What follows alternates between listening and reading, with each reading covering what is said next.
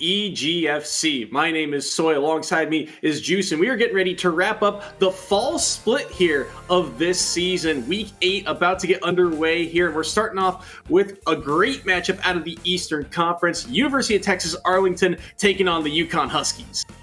Yeah, man, we're about to get some exciting Super Smash Bros. Ultimate action happening right now. I mean, it's been a while since me and Soy have been on, so I'm excited to be here, man. Hope you've been having a blast and hope the audience is having a great time as well. I'm just extremely excited to get into this, and University of Arlington, also one of the stronger teams in this entire league, so we're going to see some of that high-level, true-class action going on in some of these games here. Yeah, UTA, the only team remaining that is undefeated through the regular season thus far, currently 6-0 with a bye week in their schedule through this fall split, looking very strong. Very few players on this squad have even dropped a set. But we'll get to that when we get there, because their opening player so far, a rookie this season, has not dropped the set. Kyle on this snake for game number 1, going up against Wrath's Palutena. Of course, and obviously I feel like every single time we've commentated some of these newcomers, they've always just demonstrated such an inept sense of the game, right? They know how to play fundies, they know how to battle some of these experienced players, and right now it seems as though Wrath is actually doing a great job of keeping Kyle away, and Kyle has to figure out a way to build up some damage and maybe even get a few grenades on this Palutena here. So far, Wrath has done a pretty good job of executing their game plan. That's the first time they were touched this stock off of that back air, and now Kyle looks to try and gain some ground back. Lots of grenades obviously being placed everywhere, but Wrath's done a pretty good job of making sure that the trade goes in their favor. Now opts to back away and play the projectile game and continues to tack on percentage. Oh, of course, and right there, the back air, the trademark Palutena back air is going to seal the first stock for Wrath here. But if there's anything about Snake, is if you do not pay attention for a few seconds, you can end up taking a lot of damage and your stock can be eviscerated quite quickly. You have to also respect that up tilt. It is safe on shield because it knocks your shields backwards, so Wrath has to be a little bit more aware of that as the next few interactions come into play here. Kyle dancing around the spacing there, and also love what Kyle's been doing with the crouch to get underneath some of these landing aerials Wrath has been throwing out, but they will be able to take the stock right there with the forward tilt. So back to a tie game. Wrath gonna have to change up the game plan a little bit here, because we're starting to see that Kyle was doing a good job of maneuvering around a couple of these aerials. That being said, Wrath now starting to string a couple of them together for a decent chunk of percentage. It's 105 right now to 0 on stock number 2, and somehow, someway, that forward tilt does not connect, which means Kyle is now on offense. Yeah, of course, and right now, I was about to say, so that ledge trapping was where Snake gets very dangerous, and that's where all the damage or the stock gets taken. But right now, Wrath doing a good job just kind of keeping Kyle on these platforms, building up the damage every so slightly, and then when it comes to it, uses the back air to either knock Snake back off stage or to take the stock. Huge combo here, though. Nearly got the stock off the back of it, and 2 only at 80 plus, and there is going to be the stock taken down thanks to the up air off of that combo. And Wrath, despite the lead that they had, is now trailing. Kyle making great use of the rage and the power of all these areas. Of course, and this is where Snake really loves to be, is just at 152%, right? You might have rage, but Snake is a big boy. Snake takes a while to actually lose some of those stocks. Pretty heavy, but also just has a lot more kill power with that full percent rage at 150, unless you get grabbed straight up point blank range and you get back thrown near the ledge. Decent idea there by Kyle, covered a lot, but the shield comes out in time for Wrath, holds strong, and is able to get the grab back throw kill off the back of it. So, tie game once more in terms of stock count, but now it's Wrath at a percent disadvantage and nearly dropping the stock there off of that combo. They have to find a way to land. They're getting some good forward airs in. Can't really get the chase down though. Now they land a neutral air. Have to be very wary of the C4 and the grenade placement. Kyle maneuvering himself back towards safety only for a moment. Back air trades here. That's jump used by Kyle. Air dodge is just barely around that forward tilt as well. Yeah, that was very close because Kyle managed to get grabbed by Wrath, and Wrath was actually able to react to that air dodge. It could have spelled doom for Kyle, but right now they're just playing a little bit of footsies. Kyle trying to avoid that back air. Gonna go ahead and get the down tilt. The up tilt would have sealed the deal, but Wrath doing a good job with that counter, making sure to knock away that homing missile. Huge situation right here, the soft dash attack. Kyle doing a good job of just trying to check those out of shield options, but seals it with the up tilt. And that is always the classic way to end for Snake. Mission accomplished. Very tense towards the end of that first game, but it is Kyle who comes up clutch, gets a 1-point lead there in game number 1, thanks to that one stock victory. Wrath, though, gotta commend them for the effort they put forward here. Really had control of this game until that second stock, did a very good job of maintaining the lead, but Kyle, again, coming up clutch with the play around the high percentages. Of course. And, kind of like what you mentioned earlier is you were mentioning that Kyle was playing with the crouching down a lot, right? And that's one of Snake's best tools. Of course, use a lot of your up tilt, use a lot of your crouching use a lot of your crouching just to avoid Palutena, because there is certain areas of your hurt box that Palutena can't necessarily hit. And even right there, just the parry into the up tilt was really kind of baiting out. Like, I know Palutena wants to forward air, maybe even back air, and perfect parry into that up tilt. That's what you want to see from a Snake player in order to seal those stocks in the last moments of the game. Especially since that was how Wrath was getting a lot of mileage. They were landing with a lot of aerials, like the forward air, like the neutral air. So the crouch, very useful. And on top of that, Kyle eventually kind of getting the timing down to get those parries and get the punish off the back of it. So run it back for game number 2, right back to PS2, and Kyle seemingly a little bit more aggressive off the start here, scrapping a bit more, and it took them, I want to say, a good 30 seconds to really land a punch onto Wrath, but now a little bit more even. It is still in Wrath's favor, and if he holds that forward smash a second longer, that's a big hitbox coming through. Yeah, that's a big hitbox and a stock being taken right there. But I think when we're talking about Kyle's kind of switching up the mentality of this aggression, I think that's because, of course, Wrath wanted to play a little bit more of the patient game, wants to avoid all those grenades, and that's really what you want to do to, slow down the pace against Snake. You want to use the grenades against Snake and don't allow him to play his game. And his game is to, put that damage on, put a C4 on you, throw a bunch of grenades out. But, right now, Kyle is actually taking the aggressive approach here, and Wrath is now having to adapt to that situation instead. Ooh, grenade actually knocks him away from that grab situation as well. Wrath has to really think about these approaches. Even there, the grab doesn't connect thanks to that crouch. Such a useful position for Kyle to be in. Kyle's done a very good job, too, of using spacing to his advantage and just being able to space around so many different moves. For example, oh wow, wait, Cypher trades here, and now Wrath is in the corner. This could be dangerous. I'll hold my thought for a moment because Kyle's on the chase down right now, but he gets grabbed instead. The simple jabs only find shield, and Wrath will get one back. Yeah, no, that was actually a crazy interaction because there really wasn't much that Kyle could have done in that situation, and not a lot Wrath could have done in that situation either right there. And now Kyle up a whole stock at 0%, so essentially lapped in percent here as well. Parry on the first hit. But that one not able to connect quite yet. Getting a good chunk of damage on, but again, all of these trades, all these grenades are just extra credit for Kyle. No, of course, those grenades are all extra credit, but you can't really pass the test unless you take the kill. And right now, Wrath has to manage to take this stock as quickly as possible if Wrath wants a chance to seal this game. But it seems as though Kyle might have the download complete here. Grab comes through, not able to really follow up. Dash attack for Kyle will land.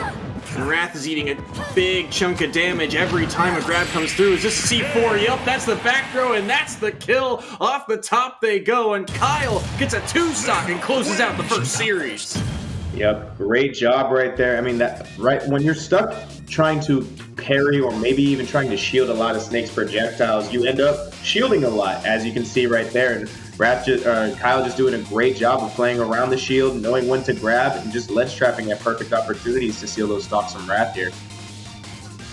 One of the things that caught my eye about Kyle's gameplay in particular was their ability to weave around a lot of projectiles, not only through things like crouching underneath things like falling aerials or parrying those, but even when he was up in the air getting juggled, he was able to, with not a whole lot of movement on Snake, be able to avoid things like the explosive flare that were placed, perfectly perpendicular to him. So it was a very good avoidance by Kyle, very good defense overall to just be able to not take, as much chip damage as Wrath was planning for. Right. And, Snake just has a lot of those opportunities. Like even Snake in Cypher, during the up B has a little bit of super armor or heavy armor. I'm not entirely sure what exactly it is, but Explosive Flame won't knock you out of that either. So you really have to kind of go out there and contest Snake. But even as we saw Wrath even want to go out and contest, Kyle was just ready at every given opportunity. So like you mentioned, right, the defense was immaculate, and that's actually going to lead to why University of Texas at Arlington is now up 5-0 on University of Connecticut here. Kyle puts them up 5-0. Kyle was 5-0 headed into this week in terms of regular season action. So with this victory, he's now 6-0 on the season. And we talked about it, I think, a little bit towards the start of the year. But UTA, again, a squad that, since entering has been one of the big dogs in the EGFC and the SSBU scene, but they've gone through a lot of turnover this season. It's a lot of newer names, and Kyle is one of the newer ones. And, you talked about at the beginning of the broadcast, feels like UTA haven't really lost a step despite there being some turnover in the roster. Of course, man, and I feel like that's what we're to expect when it's UTA, right? You join such a prestigious program as them, in the SSBU scene, you're probably going to have to either meet expectations or you might need another school, right? And right now and then, we did see Kyle definitely perform way beyond expectations, being the newbie here, but going up 6-0 is definitely a way of saying, yeah, I belong here. And not just on one character, too, on a handful of characters. The Snake is seeing more and more time. They started off the season with Crom. They've also gone Roy as a potential pocket pick as well. So two characters that I feel like generally play very differently and yet still able to execute upon both sides. Yep, that's just fundies, man. That's how you know when you know how to play the game, right? When you're able to operate these different characters and you're still able to play it at that very high level because you're just that confident, right? And as we get ready for set number 2, I believe teams still looking to lock in those players. For the side of UConn, this season, they have also gone through a lot of turnover. Only, I think, 1 or 2 players really returning from last year's roster that was this close to getting into the playoffs a year ago. And the new roster, while it's had its struggles, you can see that there's a high ceiling for them on players like Greed with the heavyweights, Wrath on these top-tier characters. They've gone Palu, Joker, even Pyramithra in the past. There's a high ceiling for them to execute upon. Nate on characters that are a bit more widespread, like the Bowser, DK, and Inkling we've even seen in the past. So there's a wide variety of characters for UConn, but things just haven't quite panned out in the moment on the big stage for them. Right, and obviously there's always that opportunity to happen next, right? So we're going to be getting Nate's Inkling versus Peach Fud's Rob on the side of UTA here for this next match. So whether or not that Inkling is able to kind of garner a little bit more opportunity here for University of Connecticut is yet to be seen, but I feel like Inkling Rob is such an obscure matchup. We don't really see it too much, right? Not even just in the online scene or even in the EGFC scene. We don't really see it a lot in just regular Smash, right? Because Inkling's kind of been a little bit out of the meta lately, and Rob's always been a part of the meta, man. So Rob just a very well-rounded kit overall. We'll see if Nate is able to find any openings on it, though, and I think the biggest thing for me is, similar to the way Kyle was able to weave around some of these projectiles of Palutena to get good damage, Nate, I feel like the emphasis is now on them to get around things like the gyro, like the laser, to get in and do the damage on this taller, bigger body that is Rob. And so far, they're able to trade back some hits here and there. Currently in percent lead, but they go for the roller and they'll get punished by a neutral air. Peach Fuzz continuing to chase down now on this platform, and they'll take a percent lead because of it. Yep, and right now Peach Fuzz up, like you mentioned, a bit of percent, actually up a stock now because of that back air. That back air is one of the iconic things that we see a lot of Robs train for. Once they land it, it is pretty much over for the other characters. So whether or not Inkling is able to take the stock here, Inkling can kind of struggle to take the kill. Like we see sometimes, we usually see Inkling kind of get caught in this, we need to do the tech chase with the roller, right? You want to get somebody stuck in a roller and finish off with a side smash, or even catch somebody lacking with the up smash here. But Peach Fuzz is not going for any of those setups here just yet.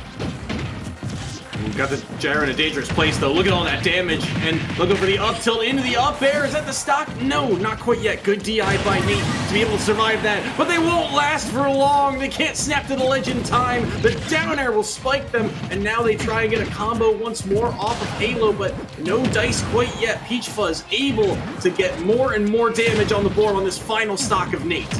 Yeah, no, it seems. Oh, well, Nate finally is able to land that side B, is able to close out the first stock on Peach Fuzz with that up smash. But again, 2 stocks to work here with, and I want to say Inkling is not necessarily a big comeback character, but Nate does have to manage to stay on stage as long as possible because it looks like Peach Fuzz is landing a lot of these down airs and landing a lot of these back airs.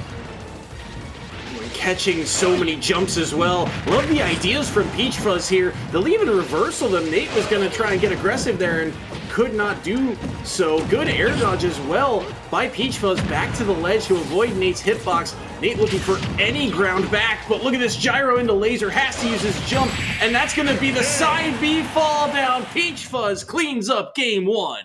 Yeah, huge cleanup right there, and we actually saw that same option be used for that entirety of the last stock of Nate.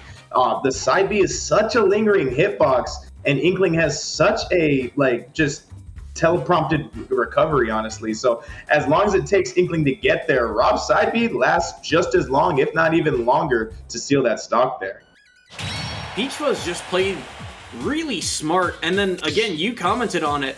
The ability to land things like the down air off stage, really consistently catching that recovery, and then this back air again being so helpful. And tried to contest it with their own forward air, but they fall into the more massive hitbox and they die for it. This one was really clean. That gyro setup so dangerous, nowhere for Nate to run to. And then again, there's that timing we were talking about. Just positions himself perfectly. Down air the size of Kansas, catches the Inkling and knocks him down. Man, that hitbox is so gigantic. It's kind of crazy. Like, even the one stock where we thought Nate did, die here. Like, I think this was the sour spot. Or no, this was the stock taken with the side B. But there was just so many options for Rob to go for that can just seal the stocks here off of Nate. And that's, like we talked about, timing is essential. You want to be able to net those back airs as Rob, and you really have to be aware of not trying to contest Rob as much, right? You want to be aware of, like, okay, maybe I should hold shield here. Maybe I need to just kind of back away a little bit and then just slowly approach stage instead of giving Rob that chance to back air a few times. Because the back air is safe on shield. You really can't punish it, unless you're perfectly parrying it right in front of your face and you have maybe a frame 10 option. But, getting that timing down is so hard because Rob can mix up those timings, right? You see it on the nair, you see it on the down air, you see it on the back air. There's that slight little delay before he releases an attack. And that slight little delay can mean either the death of your character or just go back to safety. There is no offense. You just have to play defense in those moments. And the other thing, too, you were talking about it, knowing kind of when to try and contest Rob. I feel like Nate, in a lot of this game, was getting their jump called out very, very frequently. Things like the gyro, things like the laser, just immediately forcing them to use double jump. And very frequently, it was around 30-50%. So all of a sudden, they're off stage because of the knockback. And now you're off stage against Rob. And you were talking about the ledge traps that are so dangerous that UTA really thrive off of as a team. So just kind of being forced to the corner maybe faster than Nate expected. So I do think Nate gonna have to play very, very much more careful in this second game and really think about, like you said, the options of how do I get in on this Rob, and maybe, like you said, play a bit more patient, back away, wait for them to commit to something and let them use their utility, then you can get through. Exactly. And one thing I'm curious to see here is, we're actually going to Final Destination. So we're trying to eliminate those platforms here. We're just trying to play mono and see how it goes, which is something you can appreciate. You really have to have your fundies down in order to fight Rob on a stage like this. I mean, this is a stage he can benefit on just as much because he does have extremely, crazy horizontal combos that are just straight up 0 to death. So whether or not Nate is able to avoid them here, he's already doing a good job playing these back and forths here, using the back air to kind of separate from Rob. Tries the back air, though, and gets hit by the shield. This is that setup, though. Look at this, the chase down from Peach Fuzz. So much coverage. Gyro will land as well, and that's going to be a clean kill from Peach Fuzz. That seemed systematic from Peach Fuzz. Yeah, no, that was like a really crazy flowchart combo. I mean, like, I feel like I just like spelled doom for Nate for that stock. Like, as soon as I said something, it was just one interaction that led to the death of Nate. 46% on Nate already, too, on the second stock. Does he get one back? Forward smashing all the way across the other stage, coast to coast, but it will get the job done. So one apiece off the board now. Nate forced back to the corner once more, shielding the gyro and using the bomb to try and cover some space, but once again, nowhere to run to. Peach Fuzz is on the hunt right now. Neutral air catching out the jump once more. Bomb will interact with the gyro and knock them away, but the back air hitbox is just too big. Peach Fuzz rolls back and gets caught here for some extra damage, but Nate really struggling to string together more than just kind of one hit. Yeah, no, and like I was mentioning, it seems like Nate is kind of forced to play this, you know, hit for hit game where it's like I just get one hit and I see whether or not I can reaction tech chase, and if I can't tech chase, we just go back to neutral and I just, you know, repeat and rinse and repeat basically. Unfortunately, in the minute Nate wanted to get a little bit more damage on with that up smash, Peach Fuzz was just ready to react and get an up smash of their own and stealing that stock here. Ooh, trade there. Is this a stock? Yes, it is. Up smash will take it. So despite Nate getting a little greedy with his own up smash and Peach Fuzz responding, is this a kill? Already? Not quite yet. He still has his up B and he will make it back to stage, but that was nearly a 0 to death. Nate's got to be so careful right now. I mean, after a play like that, you're already thinking, I nearly died for this, and already the percentage racking up. So many quick kill moves in Rob's kit here. Gyro will knock them off stage, forced to recover low once more, tried to fight through. Good air dodge around the approach of Peach Fuzz, but Nate's got nowhere to run to right now. Yeah, no, again, like you talked about, right, that UTA ledge trapping is coming in absolutely clutch right now for Peach Fuzz, but there is a huge amount of resilience coming out from Nate. Nate doing a huge job fighting their way back to stage, trying to add on to this additional damage here. Does not want to get too greedy yet because we have seen those up smashes get taken. Gotta be very careful here. Good catch on the gyro. Will do some damage to Peach Fuzz, landing neutral air, able to weave around the laser, but he gets caught here, has to air dodge. He's only got his up B left, and that's enough catch and score for Peach Fuzz, and that's game 2 and set 2 going to UTA. The UTA just, that was just an amazing job. That was literally just kind of perfect gameplay right there from Peach Fuzz. I mean, every single option that Nate had, Nate played it as perfect as possible. But every single time, Peach Fuzz was just ready to capitalize on whenever resources were taken away, right? Drops the gyro right by ledge, so Nate is forced to drift back. And then the minute Nate has to drift back, throws out that lingering side B in order to take the stock, right? Here we go again. Again, the gyro into the side B. Maybe not a true combo, but if you're out of resources and that's your only path, that's the amount of coverage we see from Peach Fuzz right there. That's just very immaculate play right there. It's interesting, too, that was the game plan for Peach Fuzz, because normally you think of that side B as the tether recovery killer, and things like Ivysaur and Min, they just simply drop down, but Peach Fuzz says, yeah, you can do this on any kind of linear recovery, and then this one, the reversal, Nate thought he had an up smash that scoops, and Peach Fuzz said, no, I have one that scoops. let me show you how it's done. Able to get one back here. Did get down to one stock apiece, so again, a minimal victory. But once that gyro connected, Nate knew they were out of time. Yeah, and right here, right, look at this grab. The side B just kind of vacuums you in, just 2 frames. Look at that. You can actually see Inkling try to grab the ledge. Look, so you can see frame 1, frame 2. And Rob's already just pummeling Inkling right then and there. That's crazy. That's crazy that move of all moves is the one that 2 frames. I would not.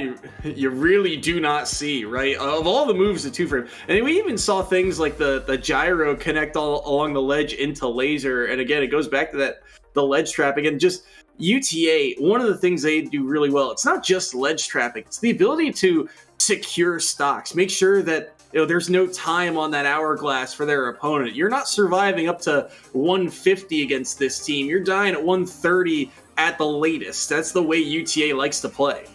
No, for sure. And it seems my camera is trying to resolve itself, so apologies to everybody. But Peach Fuzz just did an amazing job, man. And like you mentioned, UTA is just so good at those situations. That situational awareness is something you always want to see when it comes to top players. That's usually what separates top players from players of a little bit of a lower caliber, or players that just need to improve a little bit more. And right then and there, Peach Fuzz was just it almost felt like it was autopilot to cover every single option. Right, like you want to think about covering every single option, but to these players, or maybe to even Peach Fuzz, it just felt like it was so second nature, like it was muscle memory to cover every single little option and then just take the stock at every given opportunity. Like that was just, like we said, almost perfect play from Peach Fuzz right there. And for that reason, UTA going up 10-0 right now in the second series.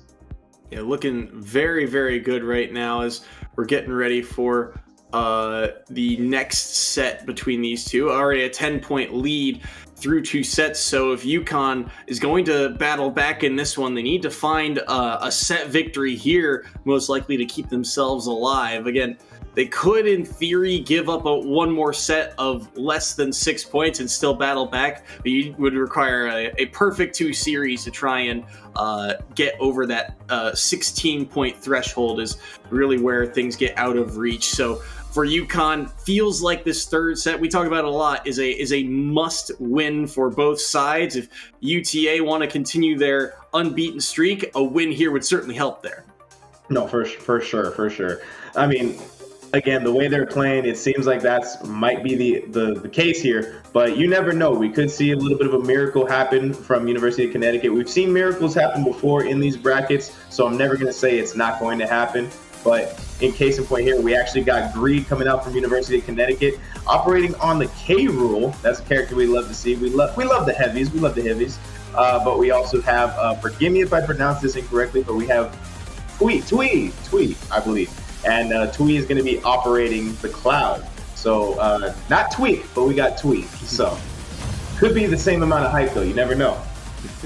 You never know. And a player that we haven't seen, I believe, from the side of UTA, unless this was the Bowser from way back, I want to say around week 2 or 3, but a very different character here in the Cloud, and they're going to be fighting the King Crocodile, King K. Rule, onto the stage, gets the neutral, gets it back here as well. Does he have the jump taken as well? No, they'll just be able to get underneath. Oh, this is, yes, okay, so by the tag, yes, this is the same player that we saw way back when, but it's been a minute since we've seen them. This is just their second set here in EGFC, so good to see them get some time here in the spotlight, and again, in a pivotal third set where if you win this, you likely secure the game. Yeah, and I think that was back in that Halloween night when we saw Greed last play, if I'm recalling the same time that you're mentioning right now. But I believe we saw, was it Hero last time? I was Tweet for UTA. Oh, wait, okay, my fault. I'm having a... No, never mind. I'm having my a ball apologies. here. I don't think I made that clear. Either way, Twee will die early here because he gets pineappled underneath the stage. Unfortunate series there, but a lead that Greed will gladly take. Greed's been playing a couple of different heavyweights. King K. Rule, not used as frequently. They typically have gone Incineroar, but last week, I think, or last time we saw them, I believe they went Mario. So going back to the more tried and true, I guess, for this series, and so far, Tweed just using a lot of this up B. Hey man, that up B is something Cloud really loves, and it's something that makes him a really good character. But now that you mentioned that, I do remember Greed's Incineroar, so I was remembering something. It was just not the right thing at the right time. But anyway, right now, Tweed doing a good job of calling out and waiting for that counter just a little bit. Sometimes you just have to be patient if you want to get that secondary punish. Trying to use that very stay fair to get some extra damage on Greed. But Tweed is doing a good job ledge trapping here. We're probably going to see a few back airs. Oh, never mind. We're just going to see a straight up dash attack for the punish here. It's an odd pacing for this match, as I think that one's shield poked, and either way, Tweed will take down that second stock. They were looking to get even more here. They went for the quadruple forward air, which not going to be able to land that time around. Up B will connect this time, gets even more damage on the board, does a surprising amount, and they'll be able to weave around it for now. Greed looking for a way to try and cut into this lead that Twee has built up for themselves. But the upbeats just continue to reign through. Twee just playing a bit more passive, playing as if they're ready for any bit of over-aggression. They do have to find a way to come back, and they will smartly air dodge early. Otherwise, Greed was looking for the big stomp and stock there. They used 2 counters, low recovery, not much that Twee can do about that one with this character. They do find a back air underneath though. Greed using their jump, they'll up B once more to the ledge and they'll try and land with Nair, but they can't contest it, and they roll into the up smash, and Twee takes game 1. Yeah, that was a huge way to cap off that first game there. I mean, we kind of just saw the separation of tiers, right? We saw why Cloud is really good and why K-Roll might struggle a little bit. K-Roll is a big body that tends to get big comboed a lot. And, you know, when you get scared in those last hit situations, I mean, Twee was just ample and ready to take that stock with that huge up smash read. I mean, even here, like every single time we saw the spaced forward air from Greed, I feel like maybe you can get away with it, but I don't know. I think Cloud's up B is just that good, and it covers almost every option that K-Roll can throw out in terms of aerials. And then this limit cross slash here, didn't use the inhale, got the shield out. Does he drop it here too early, or does the shield poke? It looks like he drops it instead. Yeah, he dropped it for like a singular hit. That's unfortunate timing there. Got to know the timing on that move. Seen it parried before, but just unfortunately didn't get it that time around. And then this up smash read, just showing how dominant Twee was in that opening game. Yeah, I mean, when you're K-Roll on a platform and you miss a tech, it's kind of hard to get around it because, you know, you're just probably likely going to get hit by that giant swinging up smash. But a character that can probably get away from it is definitely Incineroar here. Looks like maybe a small button test, or Twee is not mobile at the moment, but I mean, I guess if anything, this is a good time for Greed to control problems that was going on. But either way, it was a good way for Greed to get the Incineroar warmed up for a little bit. Incineroar definitely a character that can kind of play around Cloud's shield a little bit more, though, for sure. Movement and a smaller body. Oh wow, the side B fighting through the aerial there. Not an interaction you frequently see, and not one I've seen in a minute. So Greed able to kind of get away with one and get some damage on board here. Curious to see how Greed kind of changes up the game plan or adapts to get some damage online a little earlier. So far, through these Alolan whips, these side Bs are starting to connect, do some good damage as well. He's getting the clothesline on them too to force them all the way across the width of the stage, and they'll nearly die to that blade beam. They will be able to air dodge back, and what a risky option, but they are able to fight their way out of the corner. No, that was actually great play right there from Greed, just knowing, all right, I'm just going to get up attack. I know you're probably going for a huge read, but right then and there, not able to capitalize on the punish. If that back throw would have landed, that could have probably been the stock for Twee, but right now, Greed has to kind of play this next stock. Has to take the stock really quickly here, too. He's not able to track that down there just yet, but Twee able to get that back there, hoping that for the jump to come out from Greed, but it looks like there wasn't a jump regardless, and now Twee is up a whole 2 stocks. Used it way earlier, and all of a sudden, it's a massive lead for Twee. Gets revenge, and that up air will do the trick with that revenge online. So 1 down, 2 more to go for Greed, but it's a long road back. They can't afford to drop another. And these aerials, this sword is just too massive. Twee continues to pile on the damage, and they are out for blood. They're looking to catch any early jumps if they can. They threatened the spike. They won't do it this time around. Down air knocks Incineroar up instead. Greed will up B to escape. Tried to call out a double jump. Able to get back to the ledge. Dash attack won't work. Forward air only finds shield, and forward tilt will knock them off stage. Limit online. Oh, but the up B, it created. What even happened to Twee there? He'll die off the side, but a back air will make sure that he secures Series 3. Yeah, right then and there, it looked like Twee got hit by the initial hit of Incineroar's up B and just wanted to avoid the spiking hitbox, but unfortunately SD'd for it. But it really doesn't matter when you just have a gargantuan sword that you can raw back air with and seal stocks just like that. But, I mean, every single time, like, it seemed like Greed was playing a great game. Like, it just seemed like Twee was just one step ahead, knowing the frame data, knowing what's safe and what's not. And even though you're Incineroar and you have some things you can get away with, it just looked like there wasn't opportunities for Greed to contest Twee's shield oftentimes. This was the one stock that Greed was able to take, Revenge into up B. Here's the other stock, though. Underneath, here's the side B jump used, and Limit gone there, so he tried to use something in that instance. Not quite sure what special he tried to use. Up B obviously kind of knocking him out of it. Let's see if we can get a slow-mo to see what option he was doing.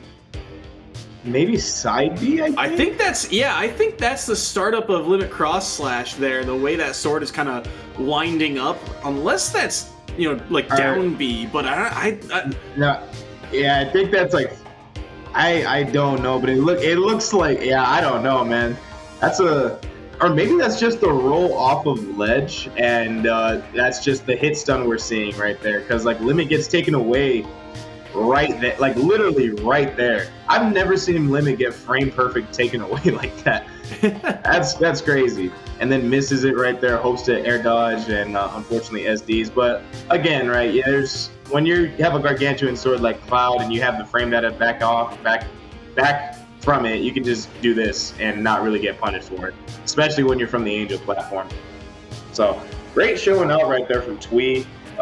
Good resilient fight from Greed, but unfortunately the Greed was just not enough, nor was the Incineroar that we saw Miracles be performed with before. But again, UTA going up 15-0, and we're in need of another miracle if University of Connecticut wants something to happen here.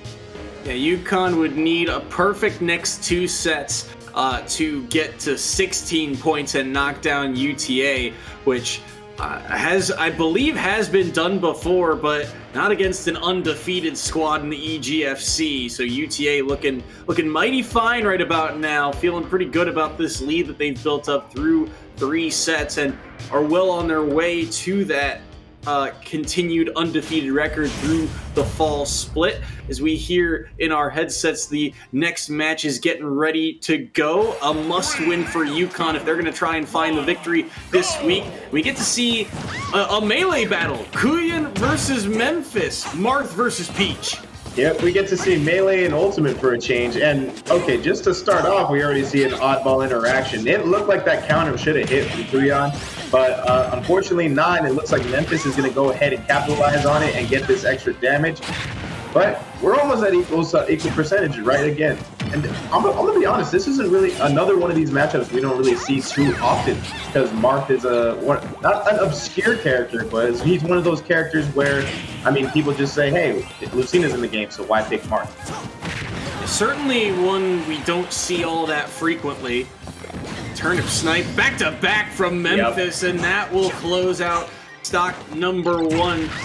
Brought this up a couple times before, but Memphis, although they are new to EGFC, they are not new to the EGF, and oh my, what a tipper forward smash there from Kuyan to even up that stock count. But Memphis, they won EGFH back in 2022, so they've been around the EGF. They just haven't seen the collegiate level until this season, and they've been very good in the weeks that they've gotten to perform. Kuyan on the other side typically plays ZSS, but they do have this pocket Marth that they bring out for occasional matchups, and bringing it out this week, certainly going to be a struggle with this edge guard. The turnips are doing so much work for Memphis. Yeah, no, Memphis is going to town with some of these turnips, man. That's all we've seen take the stocks right now. Oh, but huge!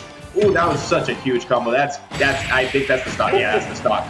That is the dot eyes coming in absolutely clutch, but my God, Memphis just doing an amazing job knowing how to get those Z-drop combos with the turnip and just sealing the stock as soon as the messed up up B came out. Memphis all over this game, making it quick. inside 45 seconds here, taking this first stock, only taking 59%. And then, again, rinse, repeat. And Peach is one of those characters where, a lot of players, once they take a stock, they look for positioning, they just regain stage control or something. Now, Memphis went to the farm, they were pulling turnip after turnip, and they find Dot Eyes of all things. And look at this damage startup on this combo. 1, 2, 3, 4 hits, 96%. They don't snap to the ledge, and Memphis hunts them down. A monstrous stock there to close out that opening game here. Kuyan now switching over to the ZSS. This feels like a very odd matchup because ZSS is a little bit harder to track down, but if Memphis does track them down, again, that damage comes online very quickly. Yeah, I mean, you see Peach can do an insane amount of damage very quickly, but again, like you mentioned, it is harder for people to track the ZSS with a ton of mobility and a ton of plus frames on shield oftentimes too, especially with that frame 1 jab. So whether we see Memphis, oh my lord, now, you know what? Memphis is just here cooking up in a Memphis barbecue, man. Whatever I was about to say, just go ahead and put a pin in that because we're just gonna move on to that next stock. Memphis said, it do not matter who you play, I'm gonna 0 to death. My mercy, what a forward smash too. All the way off the top with it, and now the combos are down till into the turnip, finishing up with the dash attack and trying to cover here. They get caught though, off that down B, up B won't kill from Kuyan. They try to catch them being overly aggressive again. Off stage once more. What can Kuyan do? Forward tilt off stage, but they won't be able to connect off the back of it. They try and go for another forward smash, but unable to connect, and the side B doesn't catch the ledge, and thus they drop stock number 2. Memphis up 3-1. Yeah, I want to say I believe that was a misinput from Kuyan right there. I thought that was supposed to be in. Forgive me, I forgot that. I thought that was supposed to be an up B, but it looked like a side B came out and an unfortunate edge case came out from Kuyan. Looked like they were taking some time to breathe here. Gets the down smash into the up smash though to confirm the first stock. One off the board. Gonna need a lot more. Good catch on that turnip. Can't catch Memphis's landing though. Turn to back air. Memphis gets a grab underneath the up smash too. Can't really find too much off the back of that interaction. Down being back to stage, and not really much Memphis can do in terms of that recovery, but along the ledge, they try and find a ledge trap. You go for the side B, float back with the forward air, still unable to connect. Now the crown hits, and Kuyan off stage once more. Dot Eyes was the turnip! He didn't see it, he didn't tech it, and that's how set number 4 ends. That was really another Dot Eyes. I mean, I need to know the RNG on that because I feel like Dot Eyes are somewhat hard to pull, but to get 2 in a row, that's some crazy probability right there. And was that techable? I don't know if that was techable because I mean Kuyan was at 140%. But I mean, just regardless, we just saw such good play from Memphis. Regardless, just knowing every single option, punishing when available. And the only thing that it seemed like Kuyan was able to do was just kind of maybe flip jump away from disadvantage. Oh, I think the side B just didn't come out in time right here. So it wasn't even a misinput. It was just side B being bad. So that just gives ZSS mains an excuse to say ZSS is bad. And side B, I believe, does act like a Zaire and tethered to the ledge. So it's a decent idea, but they just aren't able to connect on it. And then, okay, it looks like that was techable, but I mean, against just the react, it's hard to react to that, right? It's hard to react to that type of hit stun. You might be ready for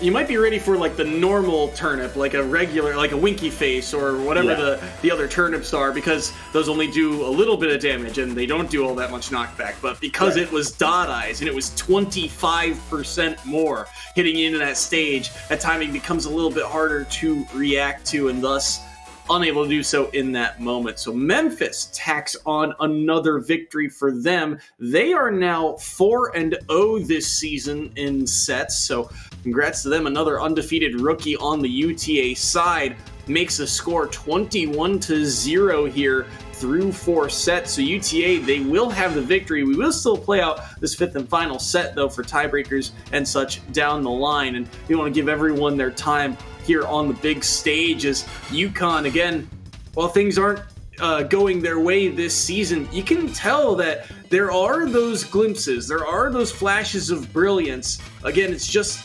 UTA feels so clinical. Oh yeah, I mean they're performing surgeries out here, man. I mean they got all the tools, they got all the, whatever you need, they got. I mean you see the combos, you see the ledge traps, you see just the edge guarding. Everything is just perfect in the way they are playing, and it goes to show us why they are undefeated at the moment, right? And you know, like I always say, regardless whether it's 21-0, University of Connecticut definitely wants to manage to get some more video, some more VODs, some more experience. So they might send out, some newbies. Maybe if they got newbies, they might send out whoever, just so they can hopefully get some points on the board or just get some more experience and see what they can do better for next time, and to hopefully prepare for the next matches that they have later on down the road. So it's never down and out. It's always, there's room for improvement. And UConn, well, we've got the players, I believe, locked in for this next one. UConn will be sending in one of their more veteran players in Cozy Wrath, entering the ring here for the 5th and final match between these two. On the flip side, it's going to be UTA sending in Atomic, who is another rookie to the team, one of the few players that's actually dropped a set for UTA. But Atomic has also had some of their largest victories, a lot of 7-point victories under their belt, including taking down some top-tier talent from teams like Delaware and such. So Atomic certainly a threat here, and looking to try and take a stock early against Cozy Wrath, just barely able to weave around that down air with jump art. Yeah, no, I mean, Shulk does have some leniency with his Monado arts, but again, he can be a little bit exploitable off stage when it comes to a character like Rob. Does not really have too much to counter. Oh, does a backslash that immediately gets countered and whiff punished with a huge forward smash. Now Atomic gonna go ahead and wanted to get that 0 to death, but not gonna work out just yet. So there is still room for Cozy Wrath to do some work here. Been crazy if they did. Cozy Wrath might have just had a controller malfunction there or something. Kind of walked off stage and didn't end up being back. And look at this, the wall is there. Oh my goodness, Atomic goes down low, says you're not safe no more, and takes game 1. Wow. Atomic just went radioactive on that last. I mean, there was no room to breathe whatsoever right there. I mean, literally the back throw to fair, another fair, and then Cozy Wrath's just like, I just need some room to breathe real quick. Like, no, I know you're going low. I'm just going to dare you. Like, taking the stock immediately right there. Crazy showing from Atomic. The recognition again from Atomic, knowing hitboxes so well. And again, I said clinical earlier, but perfect kind of example was in the middle of that second stock. He nearly reversaled him off of that kind of 0 to death, just knowing how close he was inside to go for things like the neutral air into the gyros. You see Cozy Wrath kind of SDing on stock number 2, and then this conversion again catches the dash attack, or catches with the dash attack, does catch the jump here with that forward air. So Cozy Wrath might have thought they had a jump, forced to switch to jump art, and Atomic recognizing no jump left. Well, let me go down there and end this in style. Yep. So, yeah, Atomic ending it in style, and right now, Cozy Wrath deciding to go Little Mac of all characters. Interesting choice of options here, but you're not dead, but you're Little Mac, so you might, barely not able to recover. So yes, you are unfortunately going to lose your stock there. Essentially a 0 to death. Did take 5% for their troubles. But now we're going to see whether or not Cozy Wrath can do a little bit of a better job here with the Little Mac instead. Side B's early, got around the laser. That was everything for Cozy Wrath, but now that they're back to stage, struggling to get back. Back-to-back counters are going to get punished, though. Atomic, too clean with it. Side B off the stage. Good night, goodbye stock number 2. Cozy Wrath looking for any kind of opening here. KO Punch also taken off the board. Does he have his jump? Uses it here. Will be able to make it back to the stage. Can't armor through though. Just too many faster options from Atomic. The jabs, the down tilts, too disjointed. Little Mac can't get in against this big robot. Now a follow-up down tilt. Now a forward tilt will be able to armor through for Cozy Wrath, but gets back aired off stage. He has to recover low, and the gyro will seal the deal. And Atomic says, "Get that out of here. Give me the 3 stock and give me the win for UTA." Yep, UTA securing the victory in a very, very unusual fashion. I mean, not unusual, but I mean, going up against a Little Mac 2 in your final match, a little bit of a, I guess you want to almost call that practice for Rob's, right? Rob's whole goal is to edge guard you, and when you're playing a character with almost no recovery, that's essentially what's going to happen to you. You're going to get edge guarded, and I mean, worst case scenario, you might have to play the boxing game a little bit, but literally all you need to do is throw the gyro down. The gyro does your taxes. The gyro will wash the dishes. It'll take out the trash. That gyro will do everything for you, and right there, it just won UTA the entire series. So amazing job from Atomic, though, showing off some crazy play, and again, demonstrating why UTA is at the top of their game and why they're going to continue their undefeated streak here in EGFC.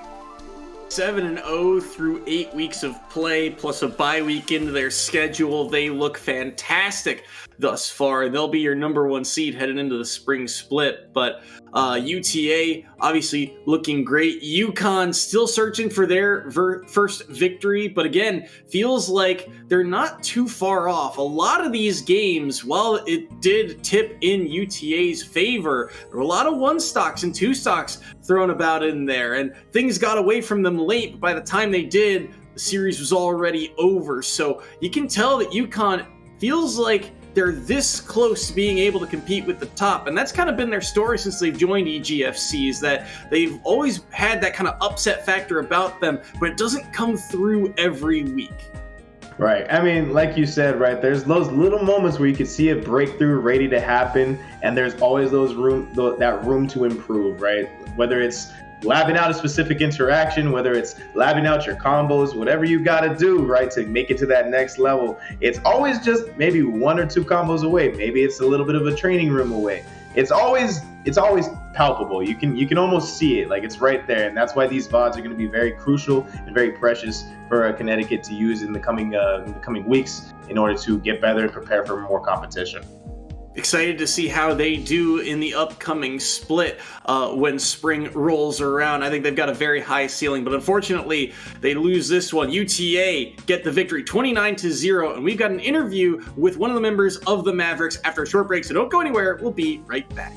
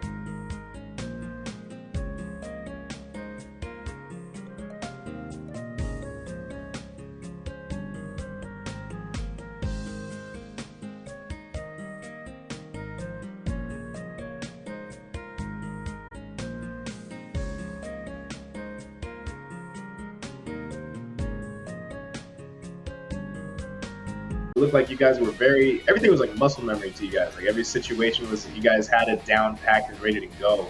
I guess my only question is so Kyle is your guys' new player, right? Kyle is our new player. Yeah. Well, relatively new. How are you feeling going into that probably eventual rematch with Delaware with Kyle on the roster, especially with how strong of a performance they gave during that set versus Wrath? Even with Kyle becoming part of the new roster, I still feel like we'll be just fine versus Delaware. I feel like only only one of their players we'd have a little problem against, but we have a lot of people that can put up a good match against them. So. Okay. Fair enough. I mean, I love the confidence from you. I mean, we talked about it many times this season that you guys, there's been a lot of turnover, a lot of new faces this year. You being one of them in particular, you don't often get time in the spotlight, but you've looked really good when you do so. I mean, who's in charge, I guess, of the lineups? Is that just something that you guys come to a consensus on, or is it just kind of whoever's playing hot that week? I would say the person in charge of our lineups is Davey. He's kind of he's really good at making the decisions of like who should start first, who should we send in next, based on like who of the other team is left. I feel like he's just really good at looking at what we have and what they have and knowing what to do next. Fair enough. And when you stepped into the ring, I got to ask for your match. I mean, you've gone. Last time we saw you, you went Bowser. This time around, the Cloud. So, what was your kind of thought process of stepping into the ring on the different character this week? After seeing their different characters, I feel like Bowser wouldn't really be the best option. After looking at it, I just felt like Cloud could really maybe do it. But even then, they played different characters than what I expected. So I was like, oh, okay. But I still felt fine after the first game, so I just decided to stay Cloud.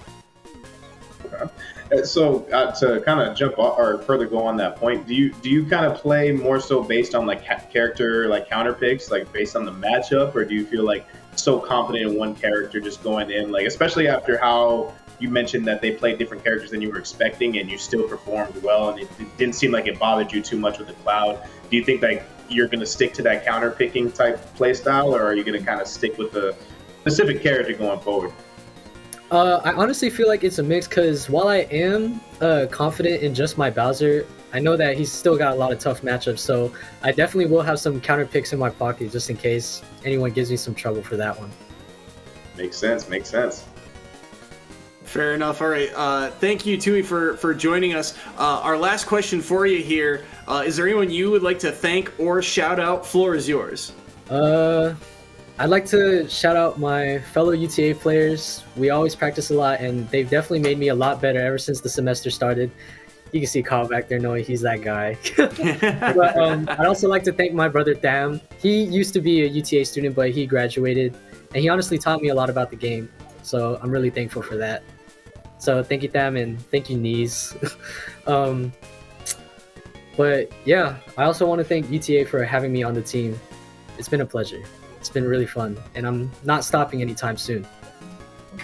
And we love to hear it. We love to hear that. But again, you guys look like you belong there, man. You guys are undefeated on the season and looking great going forward. So it's been a pleasure having this interview. It's been a pleasure watching y'all too. I learned some things while playing. I'm like, oh, maybe I won't go 0-2 at my local anymore. So we'll see how that goes. But it's been an amazing time having you, man. Thank you so much for having me. Of course. All right, another set down in the books. That's just the start of our night. We had 3 matches on the schedule. UTA take down the first one, 29-0. Our second set coming up after this. Another East Coast battle. George Washington University challenging the Marquette Golden Eagles. Should be a fun one, so don't touch that dial now. We're just getting started here at the EGFC.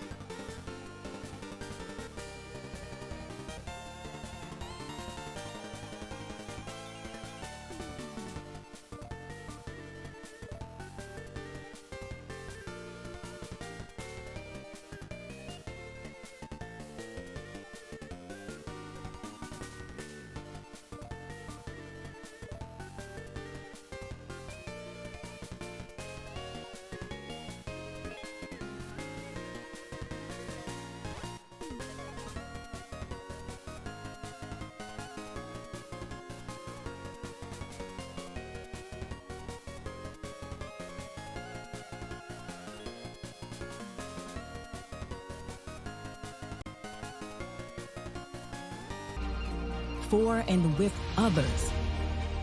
We have hope, we believe, and we celebrate. Why are we different? So we can be the difference.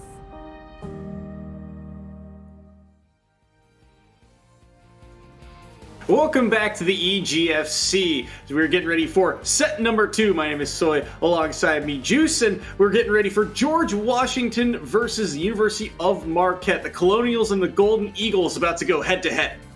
Hey man, again, we're here for some more exciting Super Smash Bros. Action. And we actually are just coming off from watching University of Connecticut versus University of Texas, Arlington. Some amazing sets played there, and I can't wait for even more amazing sets to be played here, man. The competition is fierce, and like always, we always have some amazing gameplay ready to be had. And I think to start off for the university, or for George Washington University, we have Chicken, meaning Zelda here, and for Marquette University, we have Extreme piloting the Corn. How do you feel about this matchup, Soy? This one, I think, on paper is really kind of clunky. It's two players or two characters that don't have the fastest of movement and yet still can rack up the damage pretty quickly overall.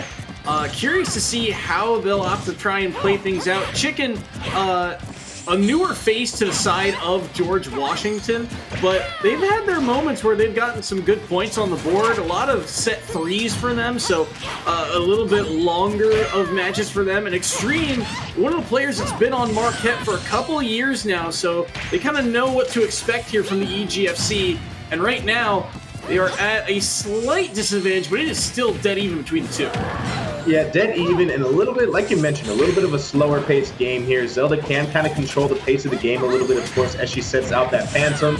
And of course, when you try to land on her shield, she does also have that up B available ready at the hand, and it does a lot of damage, and it basically gets you off of Zelda and puts her right back in that perfect position. She wants to be with the Phantom right by her side and wants to be able to kind of hone you down with her projectiles so she can build up that damage and take your stock. And right now, Chicken actually doing a good job of that, but Extreme actually responding pretty well as we have equal percents here. Yeah, Chicken trying to either A, cover some options, or B, just escape, because Extreme has been doing a pretty good job of getting around the Knight for the most part, but here in the corner, they're struggling a bit. They get clipped by that side B, but a low recovery will help them get around the Knight, but forward tilt, not what we see kill too frequently, will actually get the job done there. Extreme unable to battle through that one, tries to back air, but a parry comes through instead, and Extreme is forced back to the opposite corner, side B around the hitbox here, so Extreme for the most part able to weave around a couple of these more damaging hitboxes, but still eating up too much chip damage. Yeah, no, that chip damage is going to build up a lot here, so Extreme has to take the stock as quickly as possible. Otherwise, Zelda is going to keep playing her game, keep throwing out that Phantom, and keep getting those defensive up Bs, or even the neutral B out of shield in order to, like we said, build chip damage, or just keep Extreme in that very difficult zone. But the frame trap here is going to be huge. Does not net Extreme too much of anything, and Chicken going to go ahead and miss the forward air. But, again, Extreme off stage here. Trying to respond with the back air, does not land. And the up B, again, is going to seal stock 2 on Extreme's life points here. Defense, defense, defense. Chicken just too good at catching Extreme, being a little bit too committal with some of these options. Up B out of shield being a big one for Chicken to use time and time again. Try to play patient there to get that sweet spot, but unable to find it this time around. Down aired off stage once more, Extreme along the ledge, holds forward smash, and the second time's the charm. This one will knock down Chicken's first stop. Yeah, that was actually a really good job there covering the ledge get up from Extreme's part. Of course, you don't want to throw out that forward smash a little too frequently. It is punishable, but if you are able to cover a few options and cover those active frames of the ledge get up, you can actually do some big damage here. But Extreme going to go ahead and do the side B directly into Chicken's shield. Chicken not going to respond just yet, but is able to get the neutral B and the tech chase. Going to get a huge up air, 94% here for Extreme. Good air dodge around that second one, trying to stay alive as they can.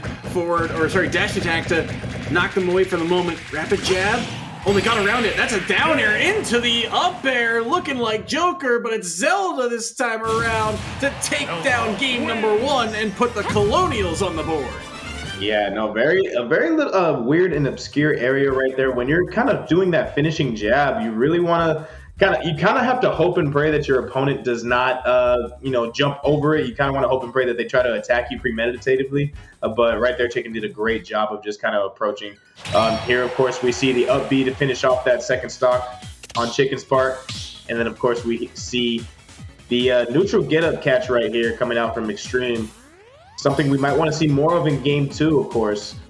But then we see the jump over, the jab, into the finishing up air right there. So good play coming out from Chicken right there, but the bans are going to be pretty crucial here if you do want to avoid a lot of what Zelda does to set up her projectiles. So Extreme has to figure out a way to kind of hone in on Zelda, eliminate the projectile game, and of course, somehow manage to box, because Horn does box a little bit more than usual.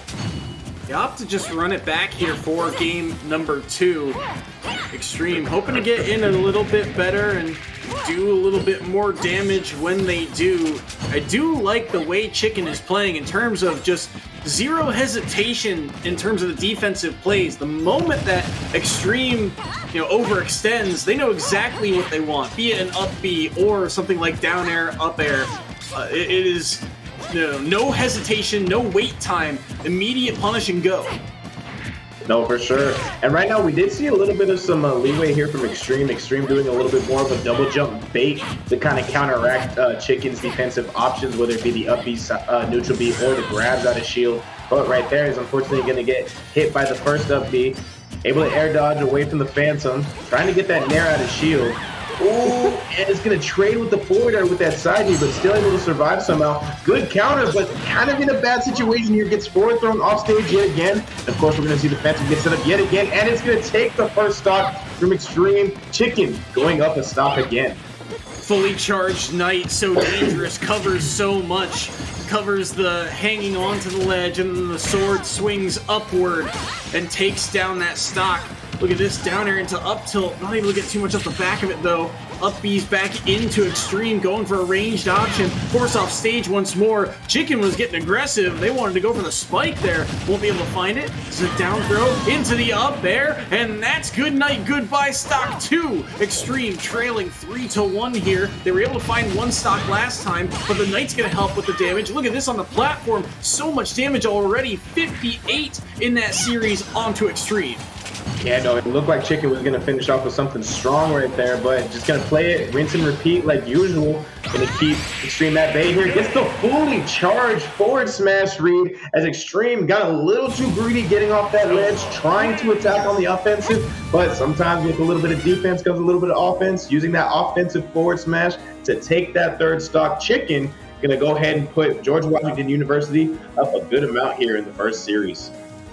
A 3 stock in game 2, and a commanding one at that. I mean, they were up in the red percentage, but it wasn't all that high, and they're able to take these stocks very quickly. Was this actually a 0 to death? 80% was what he roughly took that stock at before, and then he gets this kill at 122, but he lands that forward smash so early. Yep, I believe this last final stock here is a 0 to death, 80.1. Look at that, unscathed, just continue to keep Extreme out. And I feel like, again, we talk about this a lot with Marquette, especially against when Marquette's playing against some of the upper echelon of the EGFC. Feels like Marquette, the combo game just futters out too soon. Feels like it's always kind of one and done, but it's gotta be for a couple of these characters that they're playing 3 or 4 if they're going to try and keep pace. But this matchup in particular, Chicken's defense, I think, kind of overriding everything, forcing it to be short, forcing it to just be kind of one and done. And then,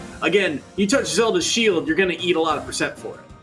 Yeah, and another thing is, like, spacing is very, very crucial in that matchup, right? Like, Corrin likes to get her combo started from a fair, maybe a nair, and it's oftentimes, like, right in your face, right, in order to get that combo started. But Zelda wants you to be right in her face so she can grab you, so she can up B you, so she can neutral B you. And in order to get those combos started, or to even get a hit, Corrin, forgive me, Corrin has to play a little bit more spacey-wise, or spacing wise, where just the tip of her sword has to be able to hit the shield. But of course, George Washington University is going to go up, and we're going to get directly into this next match here, where we're going to see Sora versus Bayonetta, and I believe Lotus is going to be operating the Bayonetta, and it was a button check, forgive us, but we thought that was actually just going straight into the match, but I am trying to figure out how to pronounce this name correctly. Forgive me if I do it wrong, but that's going to be Doja Mudaya. Doja Mudaya? Yeah, we're gonna call it Doge for short.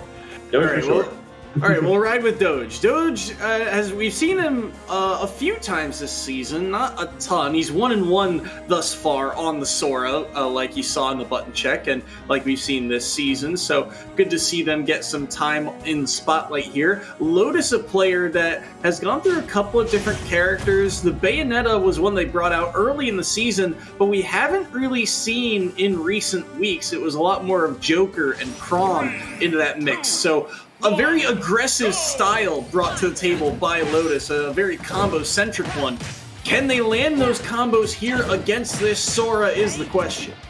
Yeah, and I want to say this is kind of an interesting matchup simply because these are both heavily area-based characters, and they want to get, you know, that first nair or maybe that first APK started in order to build up their combos. They can do a lot of damage, but sometimes, you know, Sora does probably win out in the end here in terms of kill power at the very end, or at least late percent.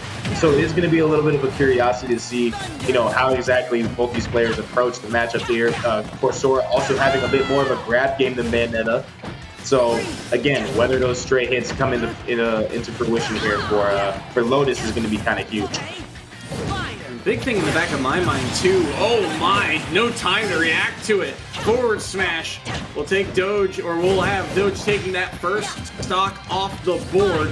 Lotus dropping the opener, and can they find a way to come back here? Only 35% means that there's a lot of ground to make up. But I was going to say, as these percents start to trend upward, if they're relatively even like they are now, I tend to favor the Sora in terms of that raw kill power. But the move I'm looking for is that Witch Time, that trump card. If they can call out something a little too aggressive, like these projectiles that Sora throws out with something like Witch Time, they might be able to seal stocks away very cleanly. But you got to get into those scenarios first, and right now, Doge's not allowing them to do so. The up B will take stock number 2.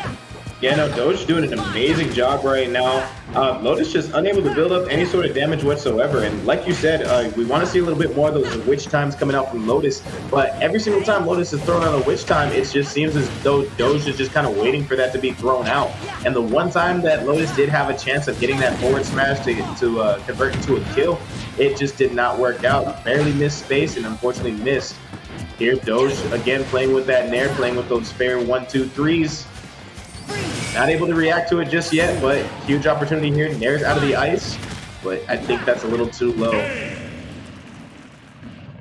Unfortunate SD for the very end coming out from Lotus right there, and Doge is actually going to go up. I'm going to go ahead and grab another point here for George Washington University. 3 stock. Lotus unable to find one. A massive point swing for the side of George Washington. And feels like, I mean, Doge just, again, catching any little bit of over-aggression here.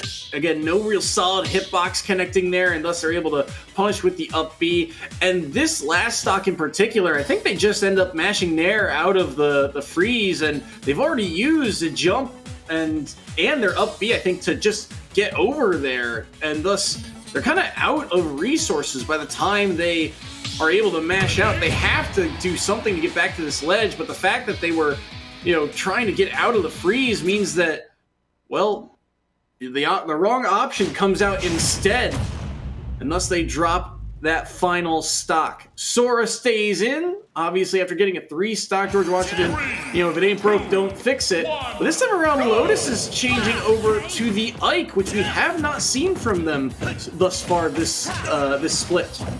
Yeah, so opting for a little bit more of a, I will say, has a little bit more easier combos to kind of execute. But the one thing that we want to pay attention to here, unfortunate side B SD coming out from Lotus. But I was going to say one of the things we want to pay attention to in this matchup is that up B recovery from Ike. Sora can easily just catch that and knock Ike away and sit and eliminate Ike's stock that quickly. So Lotus has to be very wary of how exactly they recover from stage here. Got the counter, but it does not matter. The continued chase down, and up B killed again on Lotus there. That's 2 stocks very quickly gone by. Doge able to get a massive lead here, taking full advantage of the projectile game, and then getting so many grabs, like you mentioned. They'll get the punish there on that forward smash. Lotus forced to the corner, thrown off stage once more. Will opt to just simply grab the ledge, up B out of the corner, now back to the ledge. Can they get out of it? They use the side B, hit Sora back, but they don't up B. They were worried about being pineappled, and by the time they try the input, it's too late. Back-to-back 3 stocks for Doge. Yeah, huge opportunity right there. I mean, just a huge amount of points, a huge influx of points coming out from there from George Washington University. And unfortunately, although we did see the side B SD, Lotus just unfortunately could not stop the train that Doge was just running right there. I mean, literally just powerhouse through the entire way there, almost got an entire JV4 and was ready for the final up B right there in that last bit right there. I mean, because one of the smart things that you have to do is if you jump in front of Ike's side B recovery, he stops his momentum, and then he's forced to do his up B. So right then and there, we saw Doge go out there, stop the side B, and was already ready to go ahead and get that up B. So regardless, even though if Lotus had a little bit of extra energy left in the tank, it looked like there was nothing stopping Doge right there. Doge was going to the moon, per se. And already, I mean, 2 sets in, and it's a massive, massive lead. In the 4 games that have been played, 3 stocks on the board. Nearly a perfect score for George Washington through the first 2 sets. 15-0 our score lines we get ready for set number 3 here. And George Washington, I mean, both of these teams really could use the points. Again, not a ton of teams in EGFC's SSBU fall split this year. So things kind of being an arms race towards the top, the bottom of the standings are also all very close, just a game or 2 apart. George Washington could really kind of separate themselves with a win here over Marquette, and Marquette, with a win here, could get themselves back into the kind of mix of things if they're able to try and steal one away. But thus far, George Washington have not messed around. I mean, again, the players have just stepped up this week, and we've talked about it many a time, but George Washington are this team that have a wide variety of talent year in and year out, but they've always got that brother eye, the coach in the background to help kind of go through the lineup and teach them some things in between sets, and I think that's really beneficial to this team and this program. No, for sure, man. And, you know, we could really see that play in just these last few games, right? I mean, we've seen multiple different 3 stocks. We've seen just full advantageous positions just taking completely, just dominating these last few games. So right here, we have to see, again, another miraculous situation has to come up into fruition here for Marquette University. This pick from their roster has to be very smart, very strategic if they hope to manage to bring this back to something that they can become victorious in, right? And I believe we have our first player coming out from George Washington University, which is going to be Cypher. Do not know who they're piloting just yet, but we do know Bunboy is going to be coming out for Marquette. So Bunboy is going to have to go ahead and put some work in here. Bunboy going to be using the Shulk, and Cypher going to be using Me Gunner here. So huge things have to come into play if we want to see the snowball effect and potentially lead into a victory here for Marquette University. Cypher's been really good for the side of George Washington, especially this year. 2-1 in the 3 weeks that they've played. And Bunboy, although their record is subpar, they've gone up against a lot of top-tier talent. They're often in this 3rd, 4th, 5th spot in the roster, going up against anchor after anchor. They're one of the few players from Marquette that's been able to earn some points back for the side of the Golden Eagles on a handful of different characters. Previous weeks, we've seen the Shulk, the Sonic, and the Hero take to the stage. So we'll have to see how this one plays out. Me Gunner on the other side, I mean, we've seen 1 or 2 Me Gunners in the EGFC. It's not a very common character, but those who pilot it often, you feel like their movement is always something to watch for.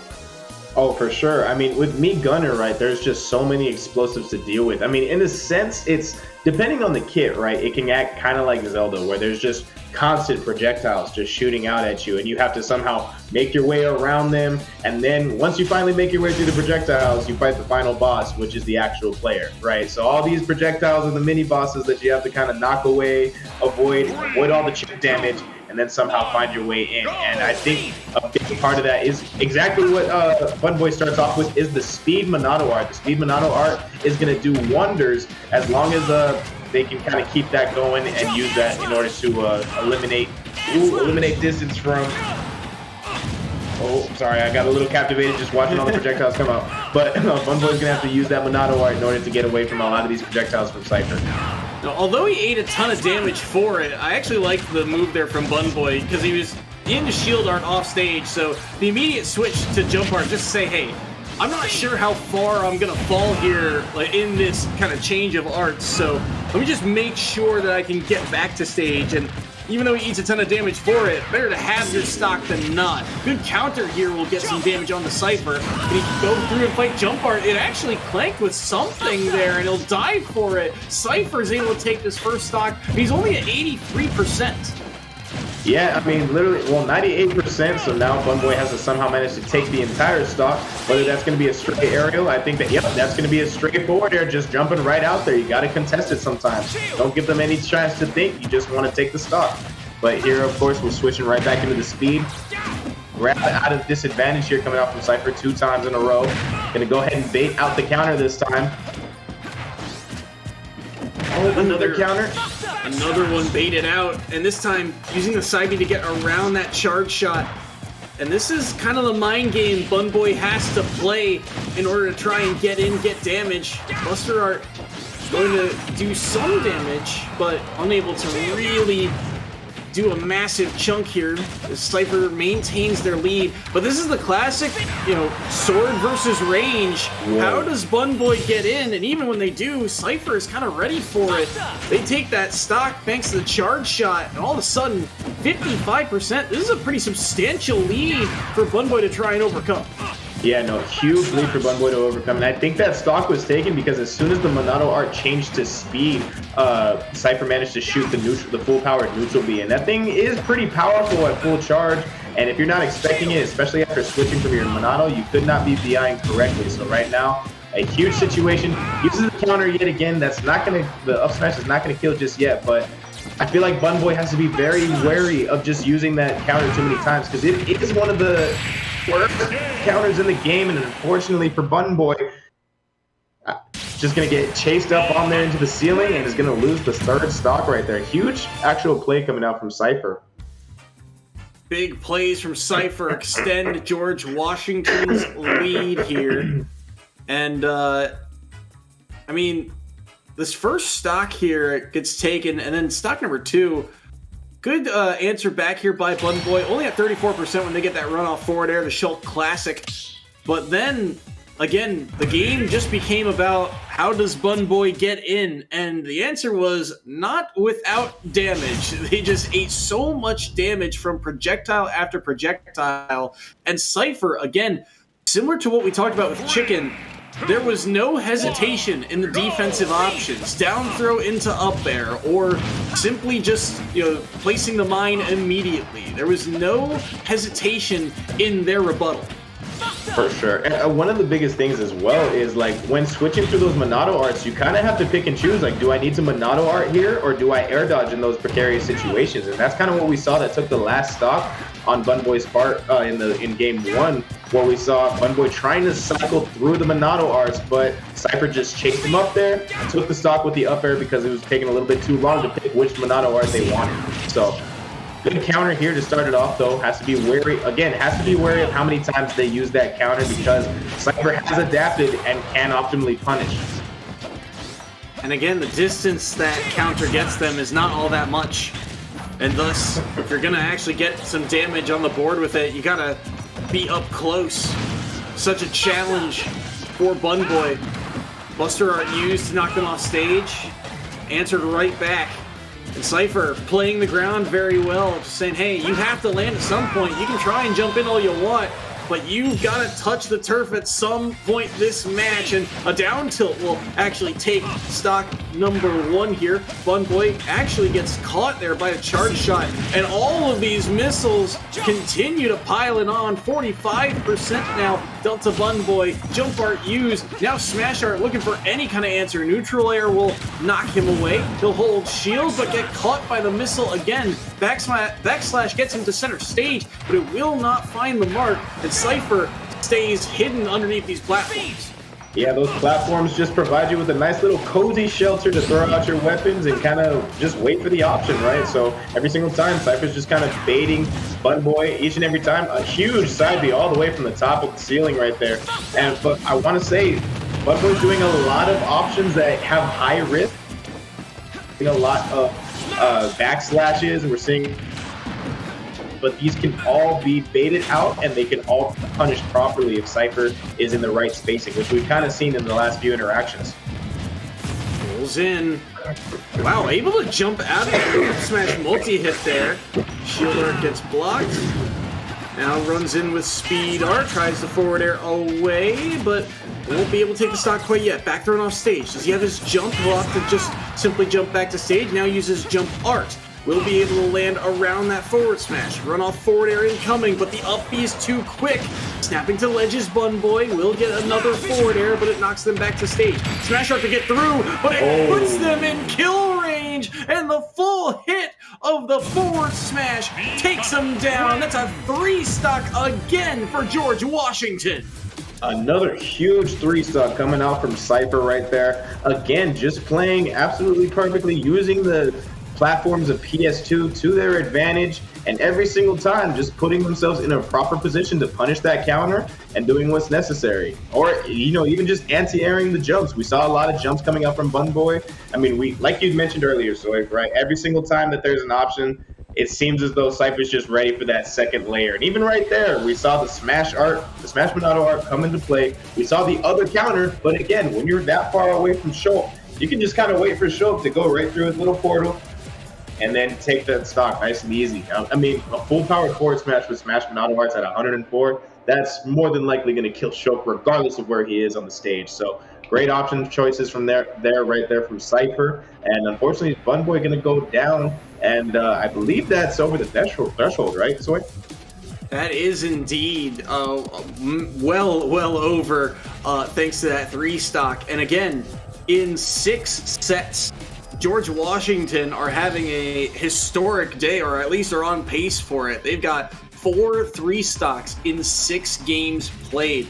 This is a team that, again, George Washington, they have always been close to the top. They've had some upsets over league champions in the past, but it's usually just kind of that one big tally mark to put them on the radar. They've never had these massive blowout type victories, so if they can get to that kind of 30-esque score, that's a massive tally for them to rack up. So I don't expect them to take their foot off the gas anytime soon, which is, again, a bad sign for Marquette. They're going to have to find a way to, cut down on the, stop the bleeding or stem it here in these next few sets. We'll see who they opt to send in. They've got a couple different players in their roster with a handful of characters between them. We saw Goodman last time on stream get their first appearance as well, but we'll have to see where they lean as George Washington, they submit their player first, and Marquette gets the chance to counterpick.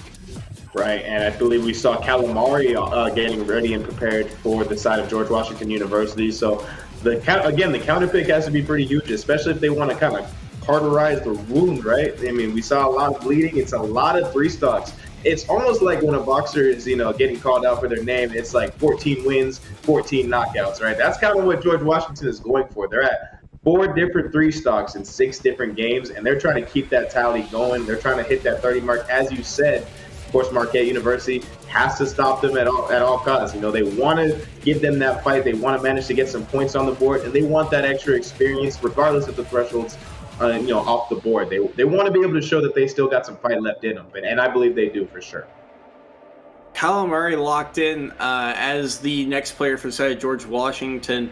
Don't have their history here in EGFC, so this is either a new player or a name change stepping into the ring for this next set. So curious to see who they opt to play in this one. But it's a good sign if it's a new player for George Washington. Again, it's a roster. George Washington, I mean, they've been around for a while, so they've also had quite the turnover. I mean, long gone are the days of veterans like Cranberry, Starbucks, for example, on those characters that were able to take a couple of big stocks in playoff games, the Roy, the Bowser, Hooks on the Incineroar, but having Cypher step in on the Mii Gunner so that they have that kind of consistency there was big. Chicken on the Zelda, again, a Zelda character that you don't frequently see here at EGFC, and then you've still got players like Cajun Lady on the Rosalina Luma still in the pocket, RAC or Whitehawk.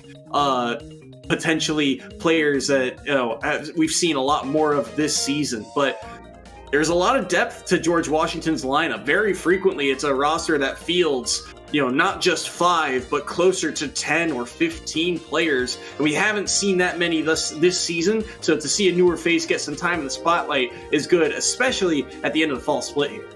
Right. I mean, of course, you want to get your newer players a little bit more experience, like you talked about. But I mean, on the side of Marquette, you might be seeing that, and you might be like, oh, well, maybe we might have a chance to build some points here. Maybe we can, get some sort of huge momentum shift going on. That maybe there's a chance that, of course, I mean, Calamari is definitely more than likely not as free as that might seem to Marquette, but that opportunity is there. That might give them that optimism they need in order to make some sort of momentum shift happen, and maybe deter some of those huge point differentials that we've been seeing lately, and deter some of those 3-stock games that we've been seeing as well. We'll have to see where they opt to lead. I believe they're still going through their selection at the moment.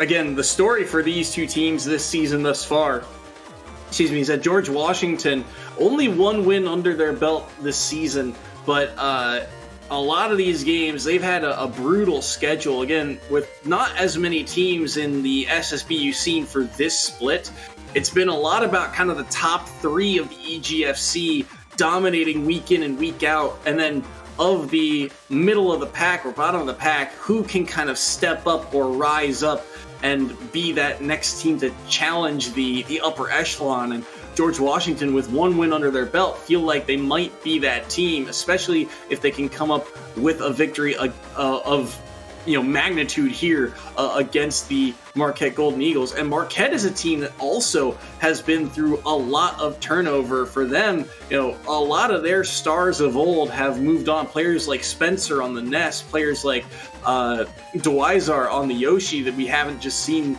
this year. It's been a lot more of the rookies getting time in. And also, I think the philosophy has kind of changed about those characters. Some of those characters that Marquette used to play, for example, Spencer on the Ness, Dwizar on the Yoshi, were very good at survivability and just being able to last a bit longer on every stock, playing good around the red percents, and being able to live up to closer to 150 than 130. But it feels like this new Marquette, you look at the cast of characters that we've already seen, players like Corin, Bayonetta, Shulk, are characters that are very kind of pendulum-esque in terms of they can go in and do damage and take stocks very early, but if you overcommit, you will die early for your overcommittal, and that's what George Washington has been able to punish thus far this series. For sure, and those characters specifically are, I wouldn't say their talent, skill is way too high. There's certain characters that are very difficult to pilot, such as Fox, such as Sheik, but, with Shulk, Corin, Bayonetta, they like you mentioned, they dish out a lot of damage, but if you overextend a little bit, you can get killed very, very quickly, and that's sometimes what they struggle with. They sometimes struggle to kill. They sometimes struggle to, get that first interaction because they might be a little too slow, especially with somebody like Shulk, right? Shulk has to, press down B and cycle through, specific modes in order to, now I can go fast and approach. And in those times where you can cycle through, and try to pick a mode, somebody can punish you. Somebody can call that out, right? That's that next level. That's that upper echelon of layers that we talk about in this game. And that's kind of you can pick your mode. I can just shoot you with a giant charged neutral B while you're doing that. While you're taking the time to think, bam, you're already dead, right? So that's kind of why, I think George Washington also is on that cusp of just coming up into that upper echelon of the league, right? They're definitely here. They're ready to make that, whether it's 30-point margin happen, they're ready to show like, hey, we're on the map. We're trying to make that come up, and we're doing what we got to do to make it happen, right? So huge amount of plays coming out here, and let me think. Oh, I was trying to check to see if Marquette has sent out their next player, but yeah, George Washington I think is ready for sure. Yeah.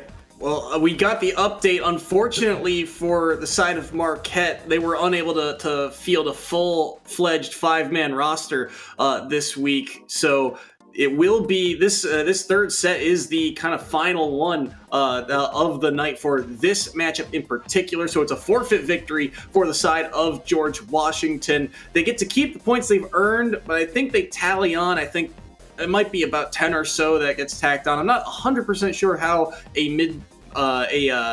mid-set forfeit works, but we'll get the official score updated momentarily. If we're right about how this score line works, the score you're seeing on your screen now should be the official one, 34-0, which is that massive point victory George Washington was looking for. So unfortunately for Marquette, couldn't see the full lineup tonight, but we will get to see more of them next split. And again, it feels like while this split didn't go in their favor, there is a lot of hope for this team. You can see that they're a very offensive-based team. You can see that these characters, a lot of them, especially players like Mateo on the Ridley, Freilich on things like the Young Link in particular, can take stocks very early and are very good matchups against a lot of the cast. But in terms of execution and in terms of kind of knowing that line of, where is the overextension and where is the safer option, feels like things have gone awry for them. But there's plenty for them to look at, work on, and get ready for the next split. But in the meantime, we're going to focus on George Washington as they pick up the victory this week. That's win number 2 of the season. And we'll get a chance to interview one of the players after a short intermission, so don't go anywhere. We'll be right back.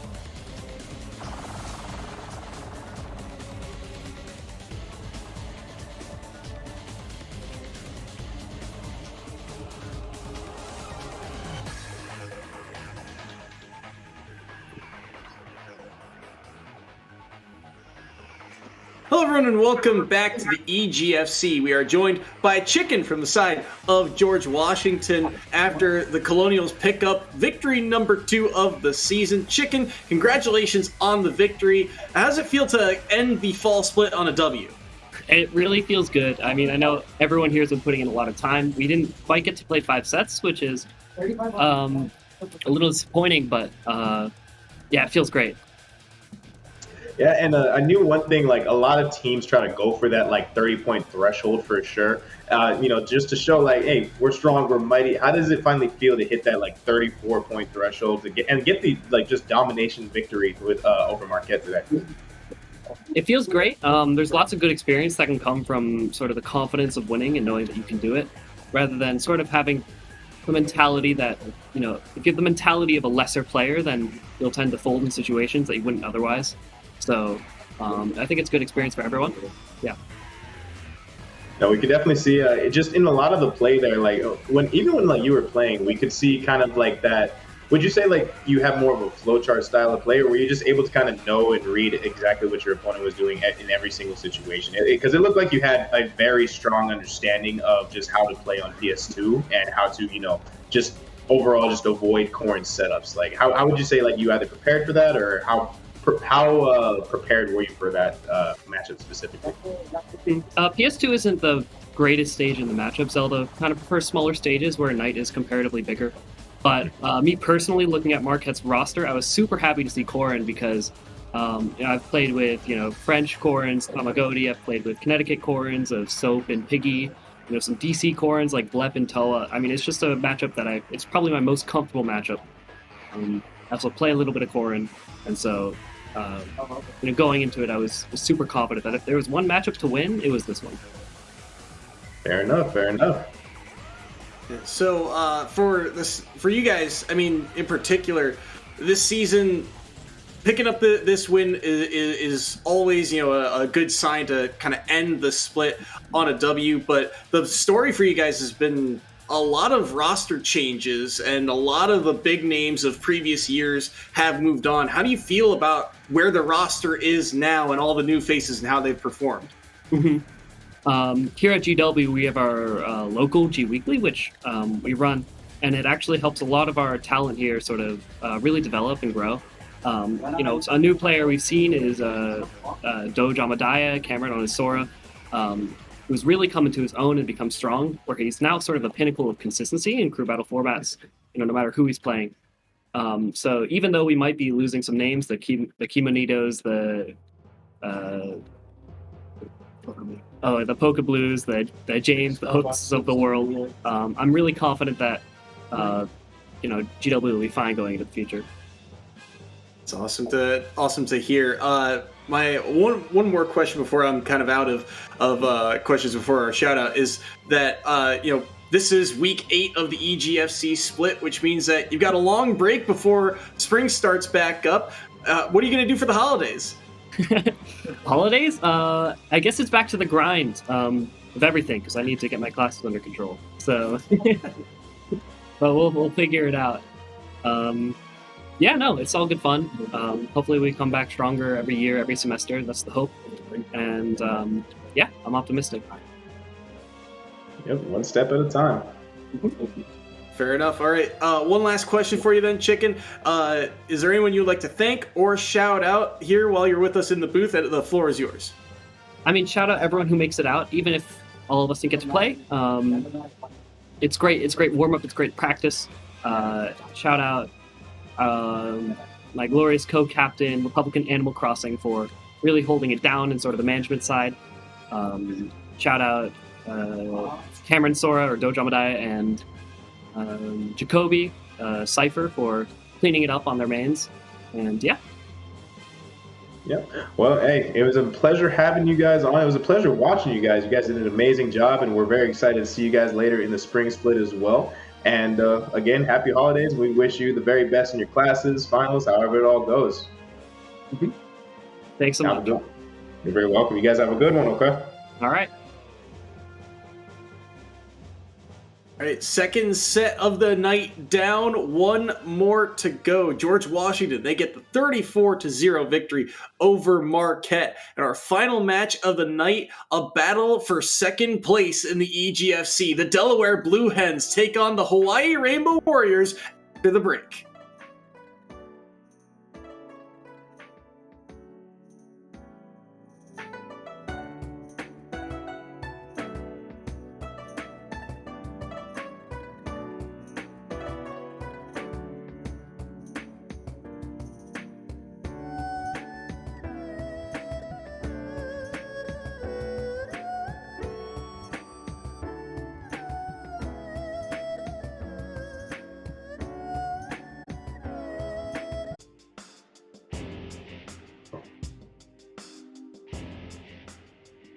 Hello everyone and welcome back to the EGFC. One final match to round out the fall split, and it's a big one. The University of Hawaii Rainbow Warriors going head-to-head against the defending league champions, the Delaware Blue Hens, and I am excited, Juice.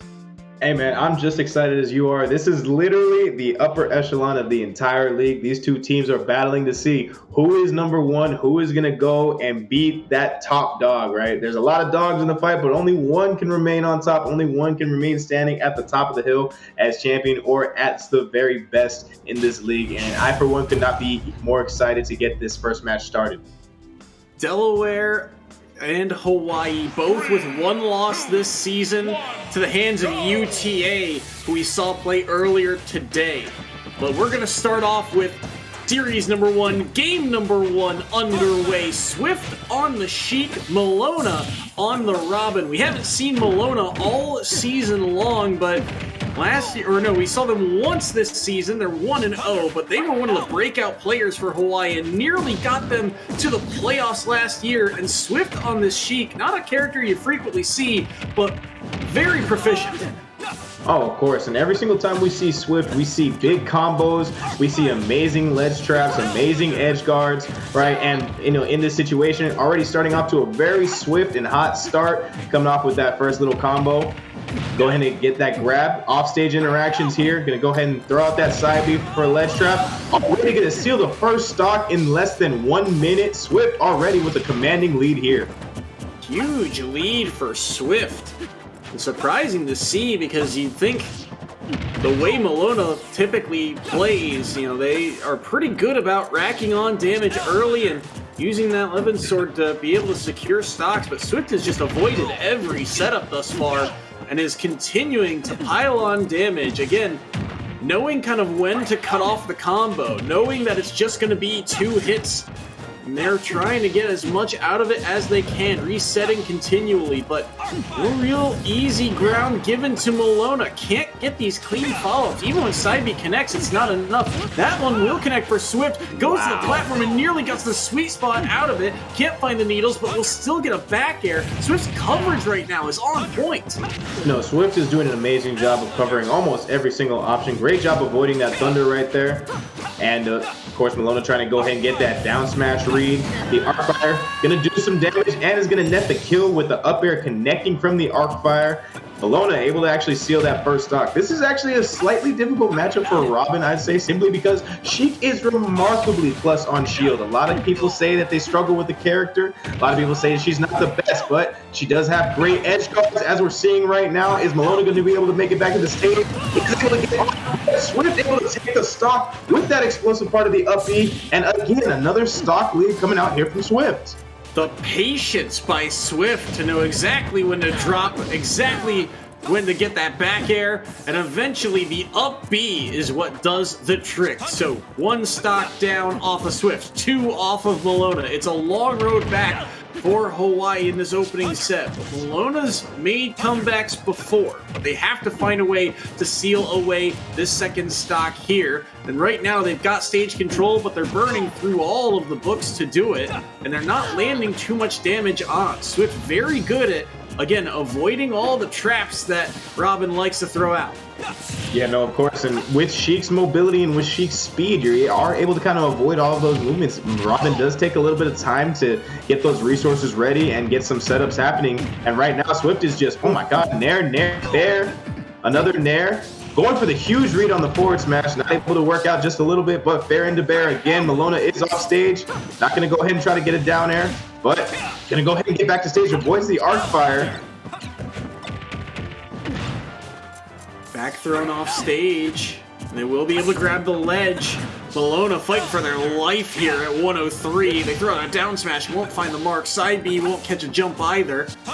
Looking for any opening here. We saw them almost get a kill off a dash attack earlier, but look at the movement by Swift, just looking for anything. They nearly catch the roll once again. They've got Lemon Sword in hand. They throw it straight down to catch the roll out, but now Malona dipping way too low, and Swift says, no, not today. Game 1 goes to the Blue Hens. Yep. Malona unable to get back to the stage right there, and just pitch perfect play coming out from Swift right there. Almost every single interaction that Swift had the opportunity to take a kill, they did. I mean, just look at this perfect side B placement right here. Explodes and also adds a little bit. Oh, tried to get a grab right there, but it actually didn't pan out. But instead, the stock was taken. I mean, either way, it is a truly beneficial situation for Swift right there. Gonna go ahead and get these continuous bears. Was unable to take the stock right here, though, as Malona is able to make it back. But again, fully covers it with that explosive part of the up B. Again, Swift just playing so amazingly. I mean, Malona back in season 4, last season, went 11-1 through the regular season. They were on a tear, but Swift has come in and just completely thrown a wrench into the game plan. This player is 3-1 this season. They were 4-1 last season, but acting as a sort of wild card for the University of Delaware lineup. Not a character that many people have practiced against, and Swift piloting them so well, able to get such good damage. And when you're able to, not necessarily freestyle, but like get the walk across the stage, nair after nair into turnaround back air, it just shows the confidence that Swift is playing with. Yeah, no, for sure. I mean, Swift playing with a lot of confidence, very cunning play style as well. I mean, just so many different mix-ups, just so many different combos. And like you mentioned, those freestyle combos, sometimes you don't even know how to react to them because you're like, let me try to counter with a move of my own. Maybe you're going to try to throw out an aerial, and maybe worst case scenario, we trade, right? No, in this situation, Sheik is so fast and so quick. Her frames beat yours. And next thing you know, you're getting comboed to 60, 80%. But with Swift, here's the kicker. Swift is able to take your stocks. A lot of Sheiks are not able to take your stocks, so we're truly seeing what really separates the upper echelons of Sheiks compared to the rest here. Game number 2, they run it right back here. We'll see what adaptations Malona's brought to the table for this second matchup. Again, I like the kill power Malona brings to the table, but like you said, that speed just ever present in this matchup. Swift making great use of it, even using things like the needles just as a faster projectile to cheekily get in and not buy Malona enough time to react. Right now, damage online here. A couple of nairs will land. Still relatively even in terms of percentage, though. Look at this, 2 back airs. Off stage goes Malona. Ledge trumped, but Levin's sword offline, doesn't matter. They'll take the hit to get back to stage. Much more even of a game, though. I think Malona certainly slowing the pace down and helping themselves out. No, you definitely have to slow the pace down, and you have to do that with a lot of your resources, right? You have to throw out those projectiles, because if you do let Sheik get in on you a little too fast, now next thing you know, you're eating that damage, and you're going to be off stage again where Swift wants you to be. So here, playing at the ledge, good options here. Going to throw down that arc fire, another arc fire. Swift doing a good job of going around, using that bouncing fish to go ahead and get away from the situation, back to center stage. Going for that forward smash read. It's not going to work out just yet. Gotta be careful here. That green book, that recovery, is almost gone. So you have to use carefully or choose carefully when to use it. There, has to use it to recover and will, but he ends up nearly dying for it as that bouncing fish nearly took the stock. Now neutral get up, hold shield, double jumps and opts to play back, play safe. 150 on Malona. Needles will connect, but not the bouncing fish. The back air will knock them off stage, and Malona will be able to grab the ledge. Gets around that forward smash, and the falling hit of up air nearly kills Swift off the top. You have to worry now about all this rage, but no longer. Catches the landing. The double hit of the forward smash will seal Malona's first stock away. For sure, and that was actually one thing I was going to talk about, is that the chance for Sheik to kill at high percent is it has to be from a raw smash attack or a raw aerial way off stage. And right then and there, we're seeing that true power of Malona come out with Robin's back air, able to seal stocks a lot cleaner and a lot more quickly than Sheik is able to. So Sheik has to be able to deal that damage in and seal the stock as quick as possible, whereas Robin can kind of play a little bit of the safe game, is slightly heavier, but also is able to get those kills a lot more frequently. Well timed there by Swift to get around that side B. No panic with that move lingering along the ledge. And now look at the combo game. Stringing together tilts, aerials, and Now maybe a reversal for Malona? No, not able to do so. Nearly knocked him into that projectile. Could have been dangerous, but Swift is able to get out of that scenario once more. Buying themselves some time along the ledge. They'll have to use bouncing fish off a double jump to get back to the stage. Now they're fighting for stage control right at center, right on the Pokeball, and the back air will knock Swift away. He's up to 98% now. Book used, covering with the sword as well, but won't be able to find a strong hit, and Swift's punished, only one and done once more. Malona escaping some of these more dangerous and longer combos.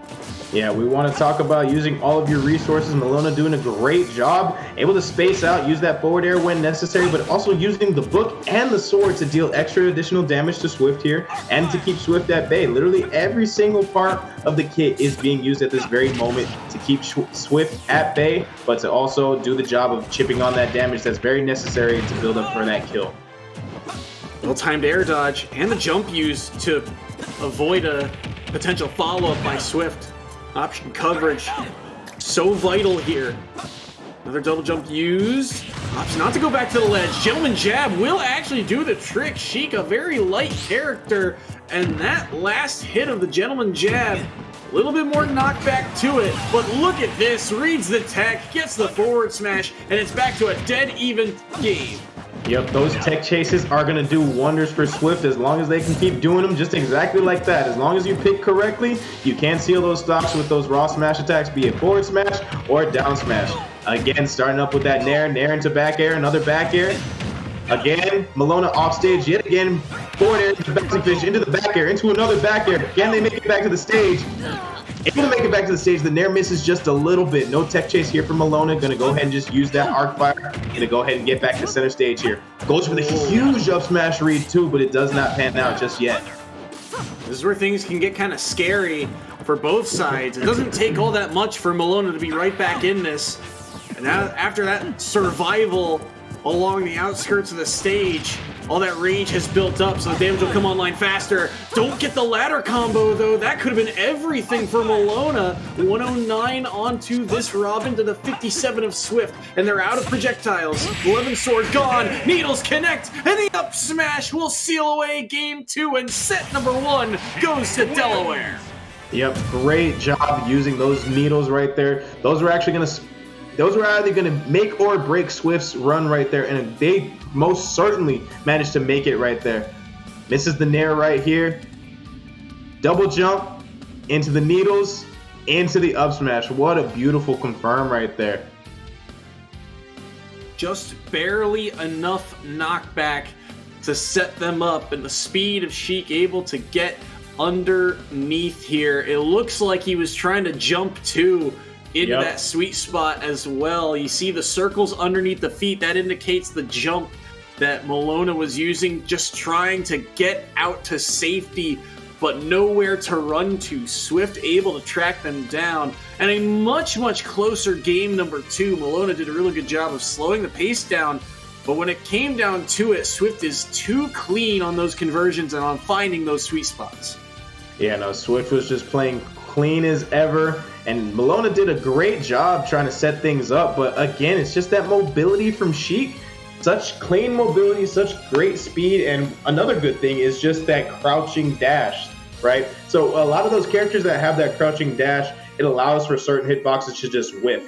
So a lot of the big, powerful moves that Robin might even throw out, they're kind of horizontal. So they're really going to be up here while Sheik's down here, and that's kind of what we saw in that one stock where Swift was able to take the stock with a dash across shield, forward smash the opposite direction. So Swift just played that immaculately. Great job on Swift's part, and an amazing job of response from Malona. But sometimes, Sheik can kind of show how good of a character they really are, right? I would never say that character is trash, because if you're stuck in a combo, even from 0 to 50, whatever percent you do, sometimes it's just that crazy of a combo, that crazy of a string that can really make or break your mental for the later game. And Swift just, again, playing with such confidence. Love their play around the edge of the stage. You don't think of Sheik necessarily as this big, ledge trappy character, but the way that I mean, Swift was getting so much mileage off of those edge guards. And I know in theory, on paper, all right, Melona's recovery is a little bit more linear, a little bit easier to track down, and it was rinse repeat at times, but to hit it over and over and over again and get kills off the back of it. Think back to, I think, the kind of it was the last stock of game number 1, getting a kill with the up B off of a ledge regrab. That was everything for Swift, and they, again, a massive victory for them. They get the 5-0 lead to start things off here in this battle. Yeah, that's a huge lead. I mean, even though it's just a 5-point margin, right? Just getting that momentum rolling for the very first set of this hugely contested series, right? Is huge, right? That gives a little bit of breathing room for the Blue Hens, but it also is like, all right, now we actually have a chance to. It's a huge counter pick, right? Like if Delaware was stuck on the side of having to pick the counter pick, that's the side you don't really want to be on. And right now, Hawaii has to make a really crucial decision to get that momentum back and to hopefully manage to get some points on the board and respawn properly. And Hawaii is one of these teams that they are a very thorough team. They do their homework. They try and find the best matchups that they can. So they'll find something creative here, I'm sure, for whomever Delaware opts to send in. I mean, we talked with their coach numerous times, Dark Musician, about, it's just kind of, whatever they feel most comfortable with in terms of that lineup, who they feel like has the best chance. And for the side of Hawaii, too, they're a very experienced team, although we do see some newer faces stepping in the lineup here and then. I mean, they just got the experience of going to a major, before the Thanksgiving break. So they've now had the time to not only go get that experience, but had the time to travel back, readjust to the school zone, or readjust the time zone, readjust to the school climate, and get ready for this matchup. So I'm sure that they'll come up with something big here. Delaware on the other side, I feel like a little bit of pressure on them just because they are the league champions. They will always have that target on their back for not only this split, but the next split. And they've come out the gates, defending that crown mightily here. Oh, for sure. I mean, when you are the champion, right, everybody's looking to beat you. Everybody wants you to get dethroned, right? So obviously Delaware does have that pressure on their backs or on their shoulders, whatever you prefer. But of course, you want to maintain that for as long as you can. So I feel like Delaware is no stranger to knowing that they have that pressure on their back, but also knowing we got to perform, right? When under pressure, you got to perform. You got to perform higher than you've ever performed before. And right then and there, Swift started off amazingly, such clean gameplay. And I'm, like you mentioned, I am curious to see what counter picks Hawaii does have and who exactly they bring to the table, because I mean, we're going to see even more explosive gameplay, right? That was already off to a hot start. So I'm beyond excited for what's to come. Players are locked in here for this second set. Looks like it's going to be Houdini versus Small Left, and I'm interested to see how this one pans out. Houdini, we haven't really seen a lot this year, only in 3 games so far. 2-1 this season, but they were instrumental in the playoff run that Delaware made to win the championship last year. On the Yoshi specifically, we've seen them flex to a couple different characters as this season has gone on. On the opposite side, Small Left for Hawaii on the Pyramithra has been just absolute money for the side of the Rainbow Warriors, and typically they leave them for that third pivotal set that could dictate the rest of the pace of the match. But it feels like Hawaii, they're bringing in the big guns here to see if they can strike right back at the Blue Hens.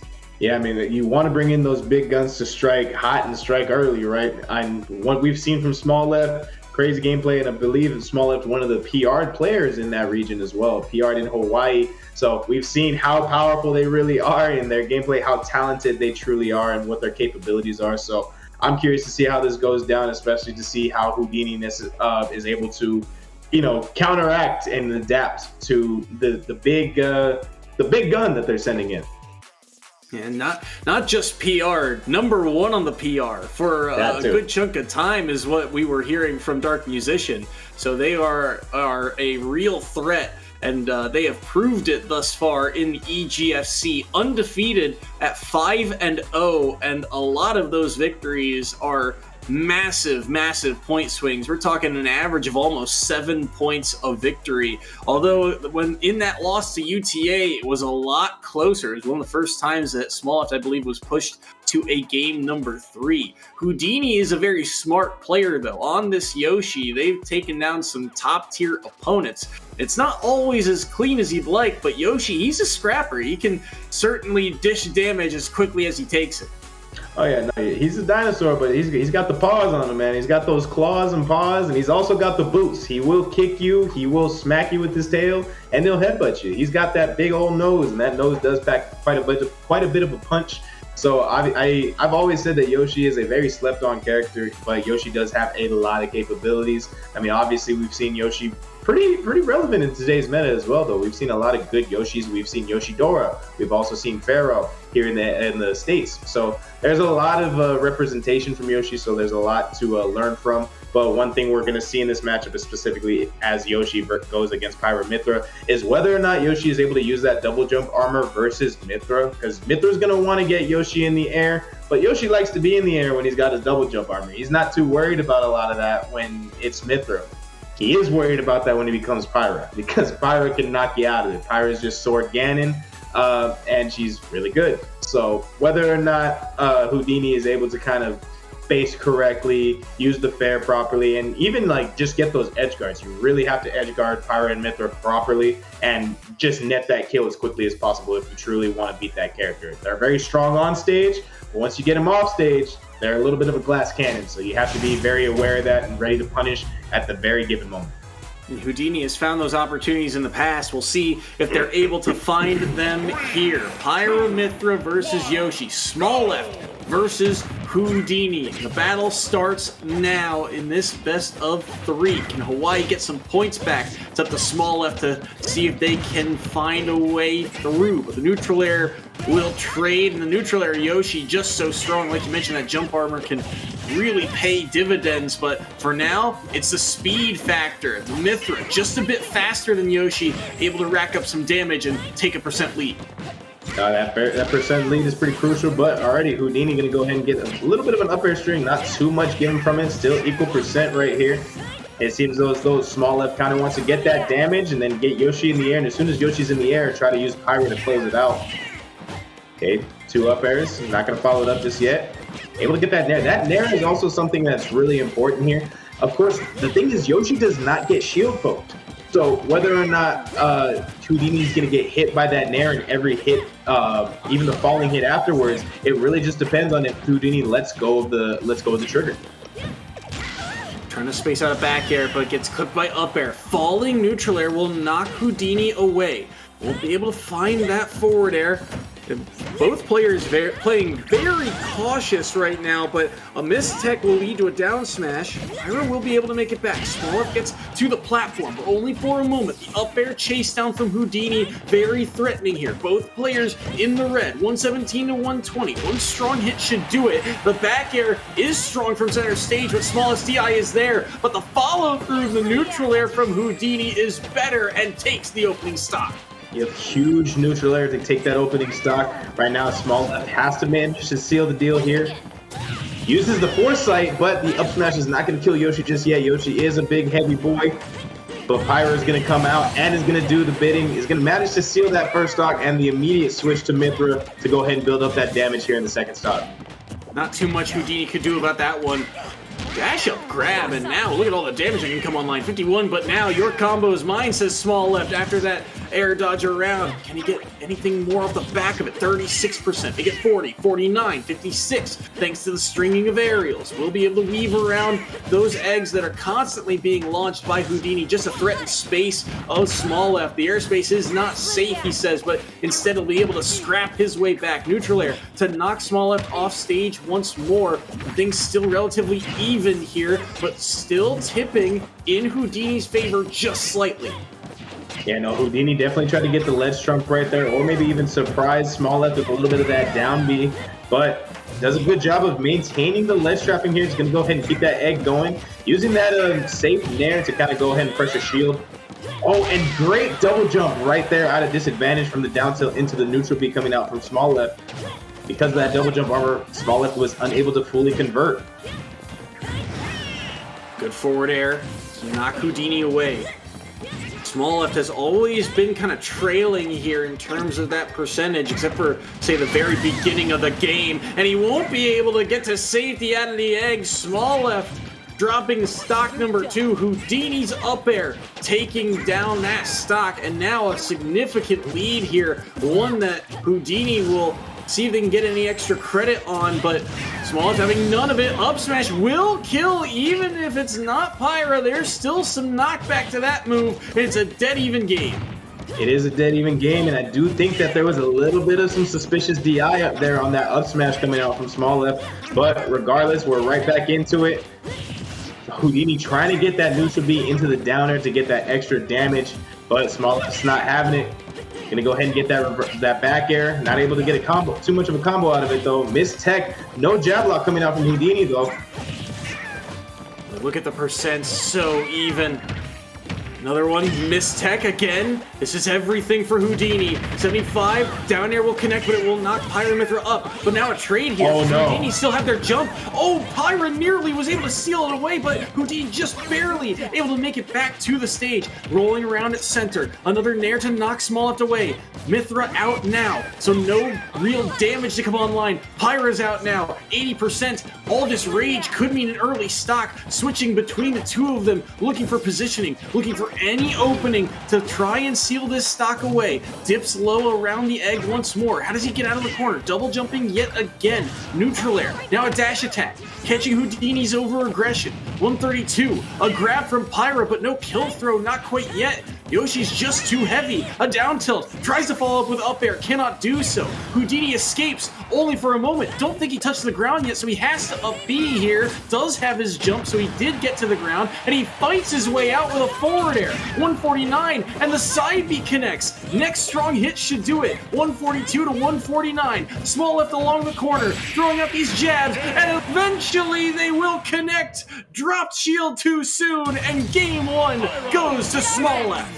The double jab chain. Jab 1, 2, just reset it. Jab 1, 2, 3. Small Left able to go ahead and secure that first game. Again, we talked about Small Left being that big gun that Hawaii wants to send up to hopefully manage to get some points on the board. And it looks like Small Left is already on path to do so if they're able to sustain this lead and keep it going. Huge, huge, huge, huge first game coming out from Small Left for the University of Hawaii. Point on the board for the side of the Rainbow Warriors, but Small Left really, again, had to work for it, and they were trailing for a lot of this game. Eventually, Small Left would take this stock. This Mithra stock, I think, was everything to not take any damage on stock number 2 and find a way to get that up smash to kill. Really helped them make this comeback, and then a kill here off of the jabs inside 2 minutes. So a more elongated game there, but you can see why. It feels like it's just a mind game between the two of them. They know that one good combo is a good 40% or so, and with the kill power of these characters, you can't afford those long strings. No, for sure. I mean, just in that last few seconds, right? The amount of just pressure and the amount of just situational awareness from both players, the mix was crazy. I mean, both were just doing such a good job playing around each other's shields, playing around each other's movesets. I mean, that's what we're going to see in this next game, too. We could potentially be seeing a game 3 here. So, wouldn't surprise me, but Small Left would like to clean this one up if they can and get a set back on the board for the side of the Rainbow Warriors. Keep his undefeated streak remaining. Houdini switching over to the red Yoshi this time around. See if they're able to get a little bit more damage online. Things relatively even through the first 20 seconds here, but Small Left finds a good combo. 63% now onto the Yoshi. Houdini, underneath the platform, gets forward tilted off stage once more. Again, continuing to throw out those eggs. No real easy answer for Small Left to deal with them. But Small Left doing a pretty good job until that moment, keeping Houdini to the corner and racking up the damage. And crazy neutral B right there. But Small Left able to avoid it and actually going to go ahead and clank with that egg. Now Small Left going to go ahead and play a little bit more patient, hoping to get that forward tilt into some combo percentage, but not able to just yet. Is able to catch Yoshi jumping or Houdini jumping with that forward tilt. Huge opportunity here for Small Left. Small Left is able to get the kill right now. Throwing out that Blazing Edge. Another Blazing Edge, not able to hit just yet, but gonna go ahead and catch Houdini jumping yet again, and the first stock is going to go to SmallF. SmallF with a 62% on their first stock. That's actually pretty huge right now. Small thinking very carefully about these options and forcing Houdini's spacing to be perfect. And they did everything right until the end. Couldn't get around that up air. Small left, able to seal away stock number 1. They're already working on stock number 2 here with the 30+% they've been able to deal. 38 now, stuck on the platform, and Houdini might be getting a little antsy, trying to find a way to take that stock, that up smash, unable to connect along the platform, but a good opportunity nonetheless. 51 onto Houdini, and they've got stage control. They knock Small Left off with a neutral air. The egg will land as well, but they can't get the follow-up with the forward air. Up air will only find a shield on the platform. Holding center stage best he can. We'll get a neutral B here, and he almost gets the timing right, but it's an air dodge out of the egg from Small Left that barely evades an up smash. Yeah, and it seems as though Houdini's trying to set up for a lot of these smash attack kills right now, but Small Left already knows. Small Left is in Houdini's head, already knowing, I know you need to kill desperately right now. I know you need a smash attack to kill me, or you need to get me off stage. I'm going to play center stage, or actually, yeah, you could get the up tilt into the up air. Good confirm coming out there from Houdini. Trying to get that angel platform drop into the dash attack coming out from Small Left, but it's not going to work just yet. Houdini using the double jump armor. Pyra out yet again. Going to get the down air, but nothing able to come of it. Great job jumping away from Houdini, but another retreating aerial to seal that second stock. Houdini is now down another stock, 0% on both ends, trading those 8%. Full stock here for Houdini to try and make back up, but these stocks are just something else. Small F thinking so carefully, dropping that one stock due to a kind of an odd change, but able to catch Houdini looking for any ground back into this game. And right now, again, dead even in percents, but it's a lead that Small Left will gladly take as they've got the full stock advantage. They would love to hold on to this stock if they can and tie this game back up at 5 apiece if no stocks are dropped by Small Left here and they do seal out this game. Houdini trying to ensure that the damage that Small Left can do is minimal. 65% on the Yoshi. Off stage now. Jump used and will be able to grab the ledge. But, wow, bet everything on the neutral B. Down B from the Yoshi will get some damage online, so Small Left now in kill percent, but it's 86 to 97, and this is now Pyra with Rage.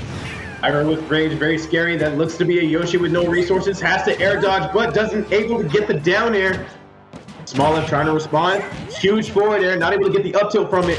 One hit from Pyra could definitely do it. But Houdini responding, trying to chase with that egg, and able to seal the stock with the up air. It is now 1-1. Is it possible for Houdini to make this comeback? I certainly say it is if Houdini is able to play this very smart and is able to get Small Left off of the stage. But Small Left, ever so smart here, knowing what Houdini wants, knows the win condition for Houdini. And is just going to go ahead and play this as patient as possible. Going to go ahead and ledge trap like usual. Not able to get the up air from the jump, though. Another forward tilt, not going to seal the deal. Great job shielding right there from Houdini. Houdini just trying to get this chip damage and slow down the game. Be very careful here. Houdini wants this comeback. They want the W. They're able to jump out of that up smash, that jump armor coming in clutch yet again. Small Left knows that this is kind of the percent window to go for that move, but now Pyra is out. So many quick kill options. Forward tilt, up air. Really, any aerial in this kit could seal the deal for Small Left and take this stock off the board. A neutral air to punish. Won't be able to follow up off the back of it. Just chuck some eggs, get some damage out there. 20% on the Small Left. Houdini holding shield. Gets the neutral. Won't be able to follow up though. Small Left's defense in those scramble situations has been very good, but they miss a tech here. This is a lot of damage potentially. They're able to weave around the hitboxes. Small Left's up to 63, and now you have to worry about Yoshi with the rage, but they do have to land, and the dash attack will seal the deal. Small Left takes set 2. Set 2 goes to Small Left in the University of Hawaii, but I want to say that last very bit of interaction, it looked like Houdini was actually trying to nair and drift away from Small Left's shield, but instead actually got a misinput of a forward air. I kind of want to see this a little bit again. So right here,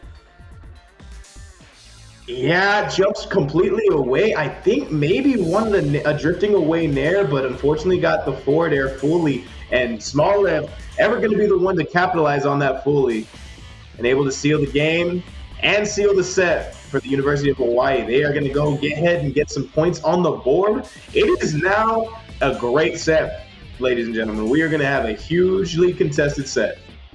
Back and forth these two go. I want to look at this second stock in particular, or from Houdini, because it was everything to keep Delaware in the lead. Small Left will take this stock, but this next one here is the one I want to look at. Houdini's up air here was everything. I think he pulls it off just before landing. Look how close he is to the ground, just barely jumping and getting that up air out in time. And at 129, catches Small Left. And this is the difference between a tie game and Delaware holding a 1-point lead. Yeah, no, that was such a huge up air. I mean, you really don't see up airs that low, but Yoshi able to have that mobility, able to have that frame data to go ahead and do that. And like you mentioned, because of that one stock, University of Delaware is able to keep the lead. 5-4. What a hotly contested set thus far, man. We're gonna see some explosives here. This is gonna be some explosive. I cannot wait for the next few sets. 2 sets down, 3 more to go, and the winner of this holds second place in the EGFC overall standings. So a big game for these two in particular.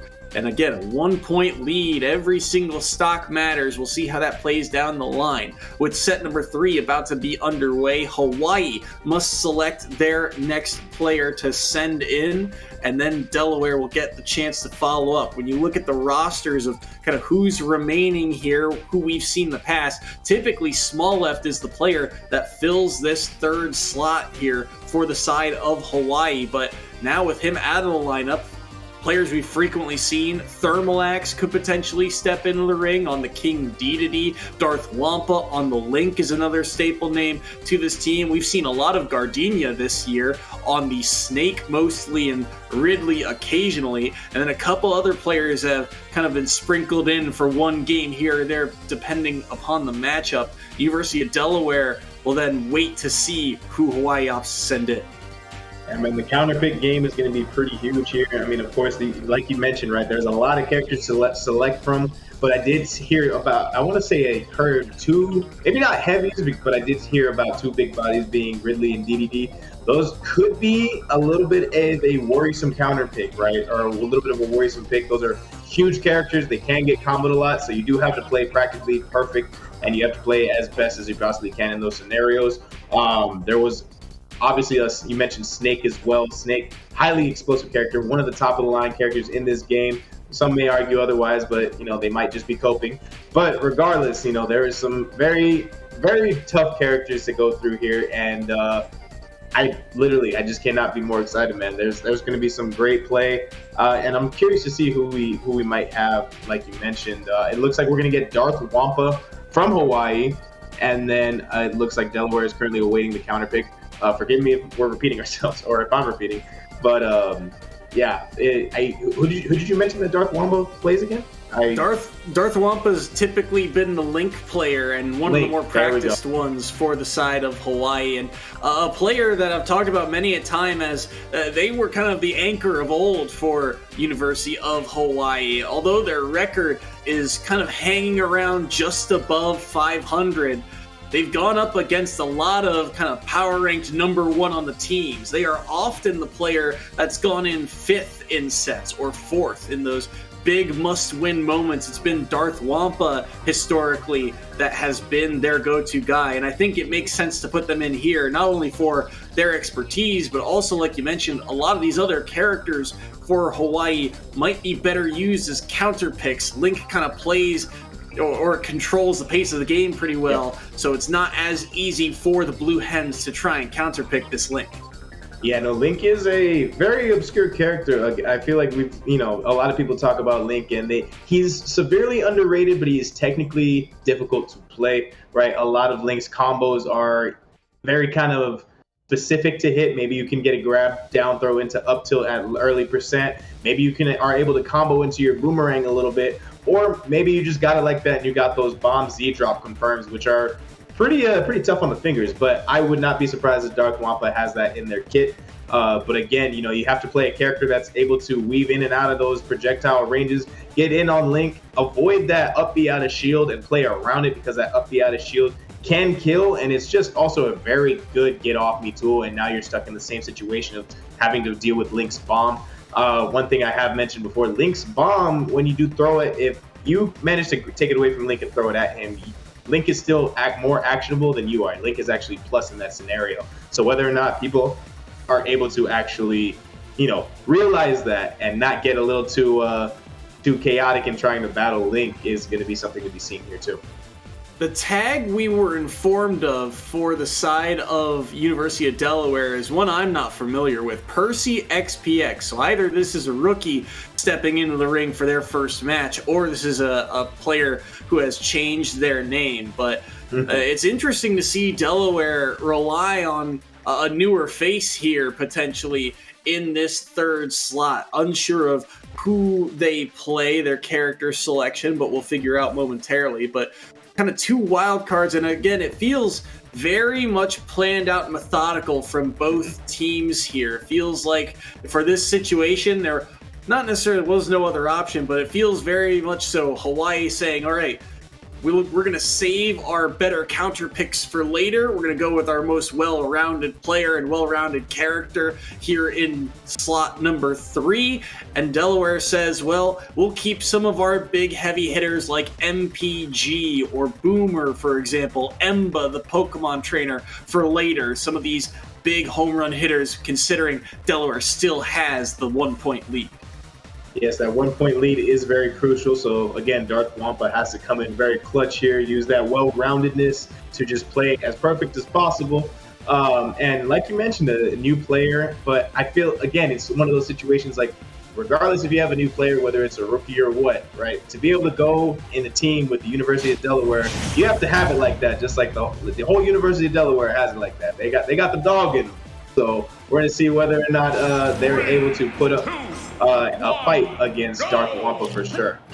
And it looks like we're going to be seeing Bayonetta here coming from PercyXPX. The PercyXPX on the Bayonetta. And assuming this is not P3, who was on the team last year for the side of Delaware, we've not seen Bayonetta in a good chunk of time from the Blue Heads. We'll see how they do here. They've got a good early lead against Darth Wampa. And I'm curious to see how this one kind of plays out, because I do like the heavy-hitting power that Link brings to the table against a lighter character like Bayonetta. But you can tell that the combo game is really where Percy can thrive and get a lot of damage. So it's a matter of, can Darth Wampa survive in the red here? And so far the answer is no. What a chase down, and the down air takes stock 1.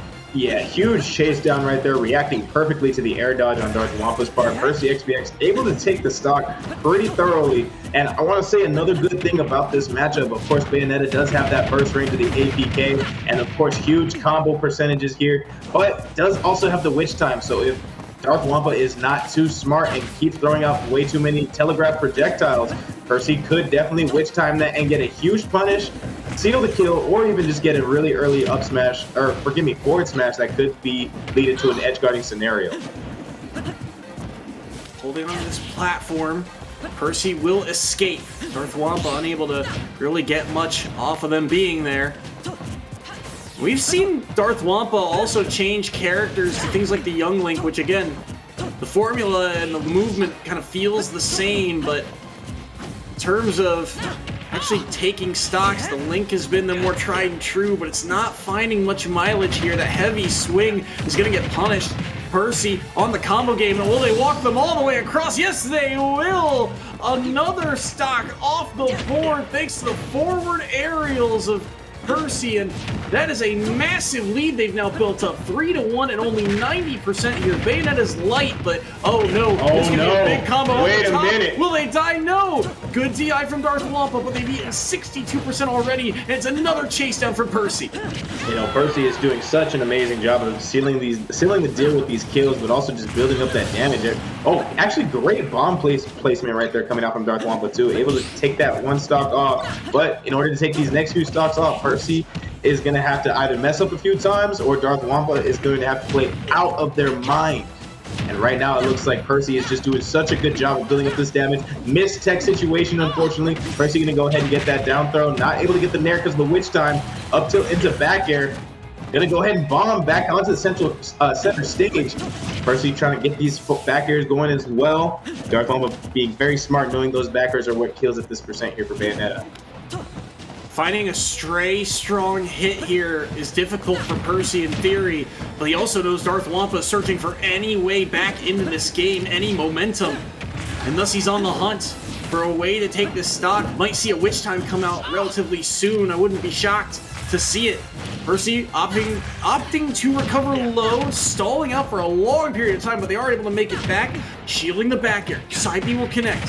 Won't have the knockback. Rapid jab from center. Wow. Able to survive at 189, and Nair will trade as well. Darth Wampa now a ton of rage, but can they get back to the stage? Air dodging around the guns. They'll actually up B reverse. They're trying to pull them off stage. Back air won't connect. 72% on Percy, and he just opts to back away. Reset the scenario once more. Yeah, no, great play right here from Darth Wampa. Very patient play as well. Okay, oh my gosh, the dash attack, able to cover it right there. One stock, but yeah, I was gonna say this is a situation where Bayonetta wants to get the grab if you're chilling around ledge a little bit too much. But again, Percy doing a great job conditioning Darth Wampa into shield. Gonna go ahead and get that grab and seal the stock at 206% to go ahead and put Percy up 1-0 right now in the set. Percy, aka P3, able to take game number 1. Look at this down air connect. Wait a minute. The exact, I mean, does the heel even hit Link here? It does not look like it touched Link. That's crazy. So I think it was the landing hitbox that might have had an explosive property and just caught Link a little bit too close. I mean, LMAO, man. Party rockers in the house tonight, because I know Percy is definitely excited about getting that down there. Huge read. Percy went up 3-1 very early in this, 91%, and eventually Darth Wampa was able to come back and take 2 stocks off the board. The bomb taking 1, but this catch, like you said, really good bomb placement here. Yeah. Fighting through the nair and getting the explosion right on top. But this dash attack was everything, because I'm pretty sure that Percy unintentionally clings to the wall here. Yeah, that's crazy. Yeah, 1000% actually clings onto the wall here and probably didn't mean to. The APK gets sliced right in the head, and that's actually going to clear the... That was what cleared the second stock. That's actually some crazy luck. Maybe a small missed input coming out from Percy right there, but able to seal that last kill at 206 with a forward throw.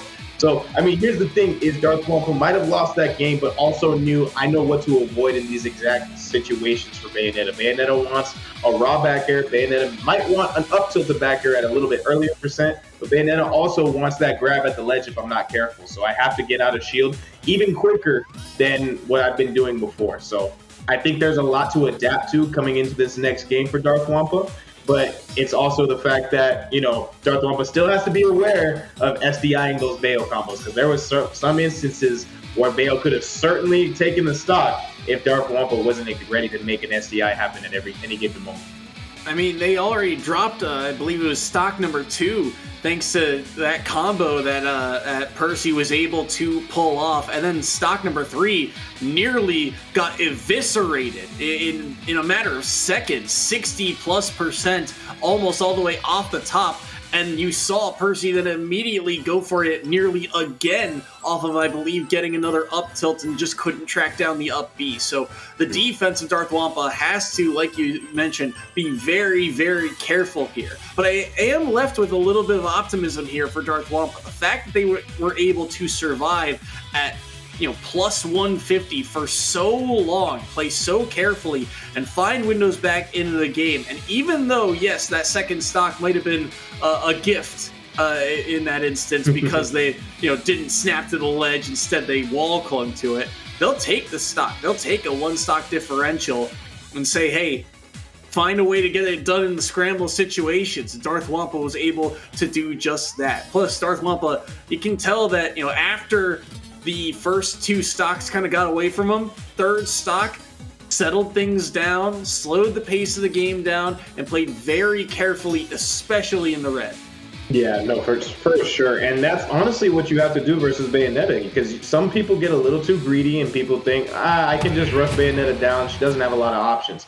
Bayonetta has up B out of shield. Bayonetta has, Bayonetta has weapons galore to attack you out of shield or to attack you from disadvantage. And if you're not too smart, it can be a reversal that happens really quickly, and next thing you know, your stock is taken, or you're just eating a lot of damage and in a disadvantageous position. So Dark Wampa has to slow down the fight, has to play in that burst range away from the APK, because otherwise this exact scenario happens. You took 22 for getting a little bit too close, but it's okay. You got 33 back in return. So good response coming out from Darth Wampa, and good job going away from disadvantage there from Percy.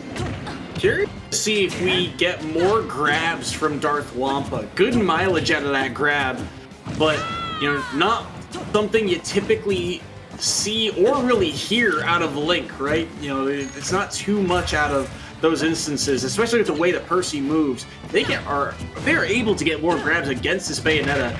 That is certainly a window for Darth Wampa to get back into the game. So they hold the percent lead for now, but they're getting comboed. They'll have to just recover low back to the ledge. They land a boomerang and it forces Percy back off stage once more. Jabs will knock them back to the ledge. Bomb bouncing on shield, but not going to be able to do too much. Early detonation forces Percy around that window and thus can't really contest the recovery. So smart play by both players here, weaving around some important hitboxes. No, for sure. And the one thing I'm seeing Darth Wampa also do is approach with that Nair a lot more. Using that Nair and its especially broken properties to kind of get away from that up B out of shield that Percy has available. But, I don't know if that was SDI or just hard DI inwards towards Bayonetta, but Percy not able to get that up tilt into back air confirmed. Forward throw coming out from Percy, from Darth Wampa. I'm so excited, man. I keep misspeaking.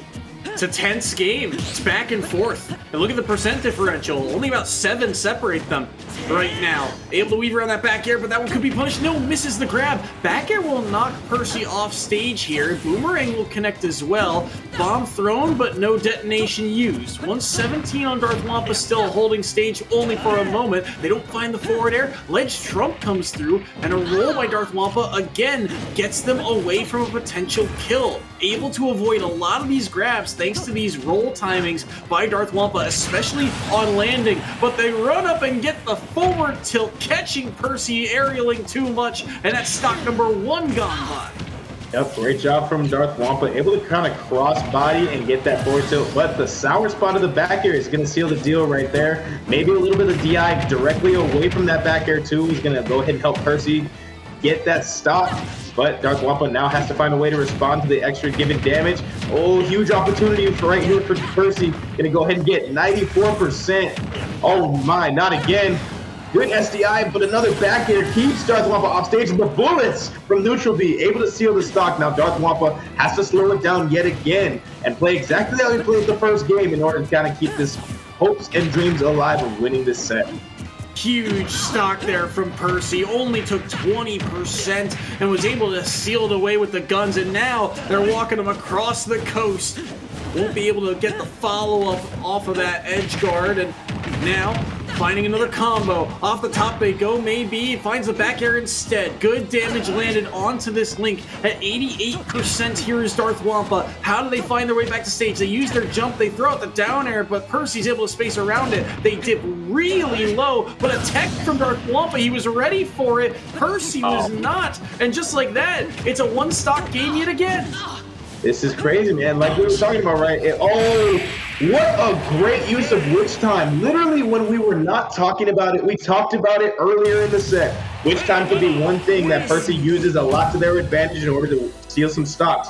We did not see that until the very, very, very last stock. That is such smart awareness coming out from these players, and that's how you know they are in this upper echelon of gameplay. They know to save those last bit situations to seal the stock and to net the set win. Great job from Percy, knowing there was going to be an aerial out of shield, sealing it with that Bayonetta forward smash.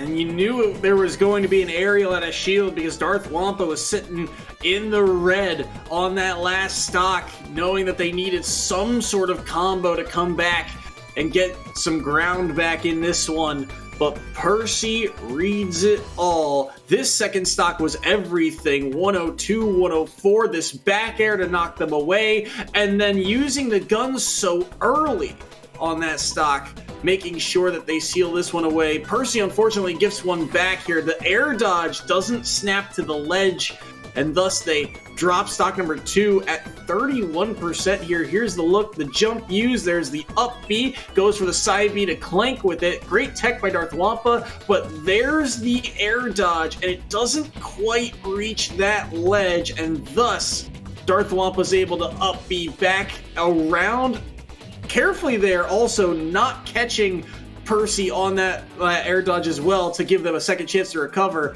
And then, like you mentioned, the witch time coming through and cleaning things up. So Percy, aka P3, will be able to seal away set number 3. Minimum amount of points earned, but that's a good sign for the Blue Hens because now they hold another 5-point lead over the University of Hawaii. Yeah, huge lead again. Those, even though it's not that big of a point differential, that momentum is something that says a lot, right? Because right now we're seeing it go Delaware, Hawaii, Delaware. We could see Hawaii again. It could just be this back and forth. But again, momentum is a big thing, especially in these last stock, last hit situations, especially when tensions are high, especially when you're nervous, your fingers are all twitchy, and you're maybe misinputting some things.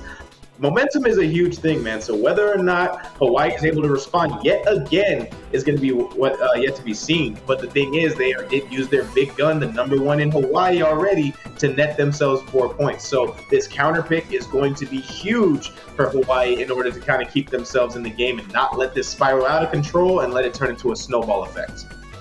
Delaware have already locked in their player for this 4th set here. It is going to be Emba, the Pokemon trainer player. And Emba is one of the biggest names, I think, on this Delaware roster, constantly going up against some of the top tier players from the EGFC, even in years past. Last year, they went 4-1, taking down players left and right in the Eastern Conference. They were essential in the championship run Delaware made, not only getting the victory over UTA, but getting the victory in the 5th and final set to secure the league championship. And I have written down here that their Squirtle has been absolute money for this team. They have just been on fire. The Squirtle doing so much work. But Emba, again, a very well-rounded player and utilizing really every character to the fullest. Yeah, man, I mean, you really do have to use every character to the fullest in order to play the most optimal PT possible. Of course, there are some people who like to use one Pokemon individually, but really they work together as a team. It is a very well-balanced character, and of course, I'd say PT is a very fair character, but they are also very clutch in certain moments. And Squirtle, one of those crazy little demon characters that just runs around, combos you, and you somehow cannot hit him. And then next thing you know, you switch to Ivysaur, you get all this zoning tools, and then the big boy comes out with Charizard, able to seal those stocks. Or sometimes you just play very defensively and return and get some pretty good reversals. So I think Pokemon Trainer is a great pick. One of the, I think it's a solid lock-in. It's hard to, I guess, counter Pokemon Trainer per se. I wouldn't say there's a matchup that just completely annihilates Pokemon Trainer because there's 3 literally good characters that you have to counterpick. If one Pokemon does bad versus a character, there's 2 more that could probably do pretty well, right? So very well-rounded character, and I think a thoroughly good choice coming out here from Delaware. A similar kind of thought process to, right, when you look at the remainder of the cast, you say, okay, well, who do we want to give a counter pick to potentially? And you say, oh, well, who do we want to, say into a blind pick here in this 4th set? Who covers the most matchups? Well, Pokemon Trainer feels like that character that you can just kind of send in and they'll do well just against the vast majority of the cast on paper, and thus feels like Delaware played this very smart. Hawaii, on the other hand, they have the chance now to counterpick, and they've elected to go with Gardenia, the Snake player. We've seen Ridley once or twice from them, but it's been mostly the man from Metal Gear Solid taking to the ring. 2-2 this season, and a newer player to the EGFC scene, but one that's gotten more and more time in the spotlight, and they have a lot of hope for this player. And in this matchup, the way things are kind of pacing out, this has become a must-win for Hawaii if they're going to hold on to the W this week. For sure, and I would say it's kind of not a huge hill for Snake to climb, but it is kind of difficult when you put the matchup into perspective, right? There, Ivysaur can kind of chase Snake up there, right? When you're in your Cypher, you do have that armor, but Ivysaur does have that upbeat, right? That upbeat can kind of snatch you out the sky and kill you at percents you wouldn't even imagine. So I think it is going to be a little bit of a hill for Gardenia to climb, but I do think Snake is a great character, a great choice, and literally Snakes can turn the matchup around in a span of 3 seconds because there's 3 grenades on the field. So I think it's going to be a very explosive matchup. It's going to be I think Gardenia does stand a chance. I think Hawaii does have the possibility to go ahead and reclaim their 5 points, but Gardenia has to put that work in. We'll see if they're able to do so. PS2, the stage selection here.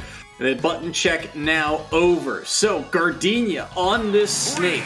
Can they find a way to shut down one of the more clutch players on Delaware in Emba's Pokemon trainer? Best of 3 to find out. Here we go. Through the early portions of this game, curious to see how much use Emba gets out of Squirtle, because again, his Squirtle has been very, very proficient. But on the other hand, it's hard for this little character to weave through the wall of grenades and Nikita missiles that Gardenia is immediately putting out onto the field.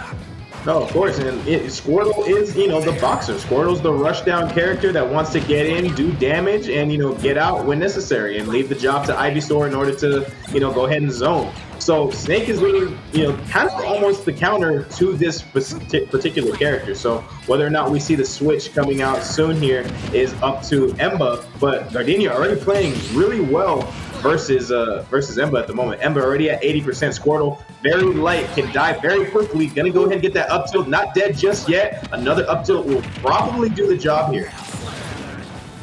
Nearly 30% on Gardenia, and an air dodge early here, so Emba gonna get a big punish off the back of it, now up to 56, and here comes the Ivysaur, looking for a way to chase down, patiently waiting, gets 2 back airs and a forward air, now the up B, and all the lead that Gardenia had is now completely gone.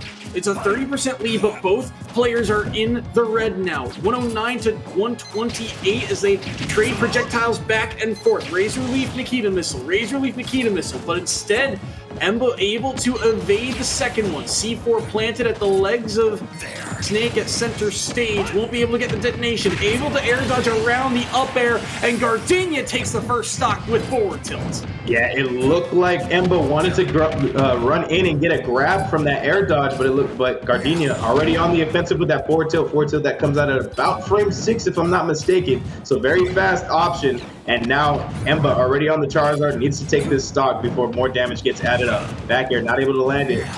Gardenia gonna go ahead and eat their own grenade, but now you play a little bit of the same game. Oh my god, the grenade again saving Gardenia yet again. Another time, too!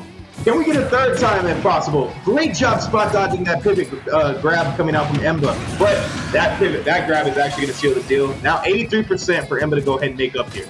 This is where things can get kind of scary again. Squirtle at 83, we nearly saw up tilt kill. If he gets 1 or 2 hits on this Squirtle, Gardenia could potentially take a stock here. So Emba playing a very double-edged sword type of game, but one he must if he's going to find a way to take it. He gets a grab underneath. Now gets the up tilt, but again, not too much off the back of it. 22% onto Gardenia. Holds the grenade and gets a down air instead. This is where Squirtle is definitely in kill range. A side B to fight through. He's able to weave around that planted C4 once more. Grenade connects and knocks Squirtle up towards the platform. Gardenia getting a little too fancy with these explosions, ends up doing some damage to himself. Now off stage, does the missile connect? Wow, what a read! Gardenia catches the tether cancel and is able to land the missile. And it's a 74% Snake that Emba must now try and take the stock of. Yeah, no, Gardenia did such a good job of playing around Squirtle right there. And knew just to build up the damage, get away from Squirtle, don't allow him to bring up any more damage, and seal the stock when necessary. And managed to take the stock off of Ivysaur with a great bait on the Nikita. Good forward throw coming out here. But oh my god, the tether cancel into up air was crazy coming out from Emba. That was a ridiculous play.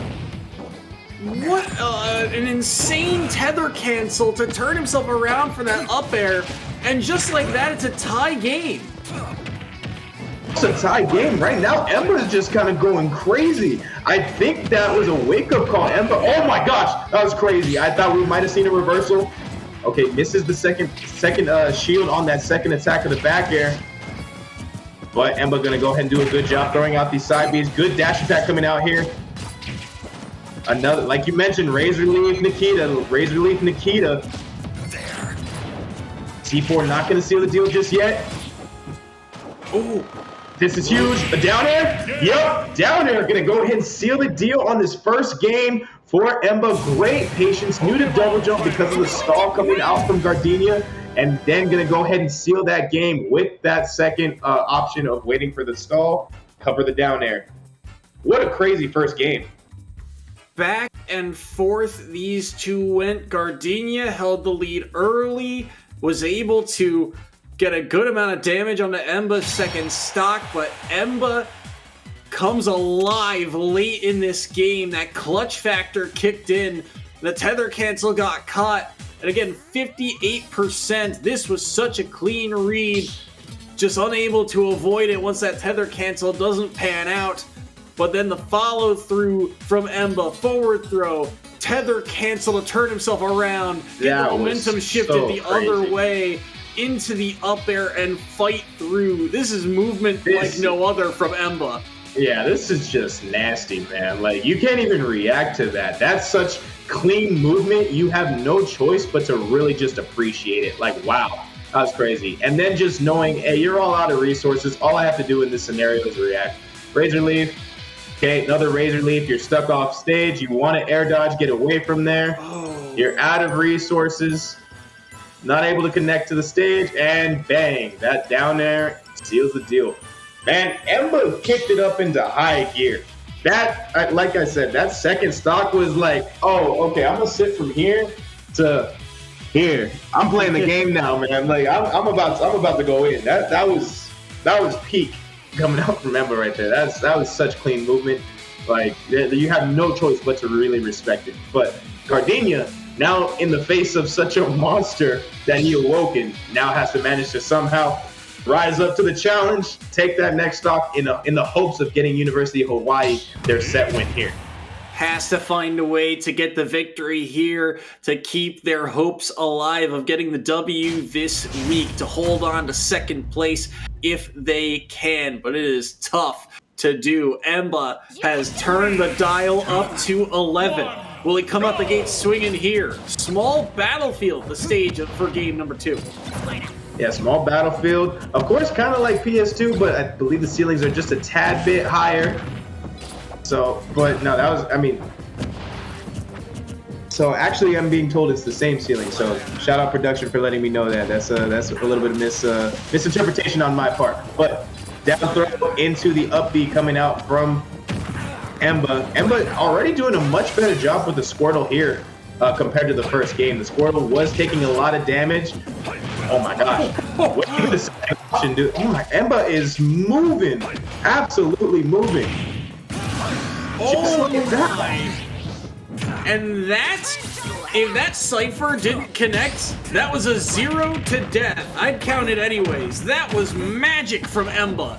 Yeah, He's barely been scratched right now, and Gardenia dropping a stock early and already getting chased down.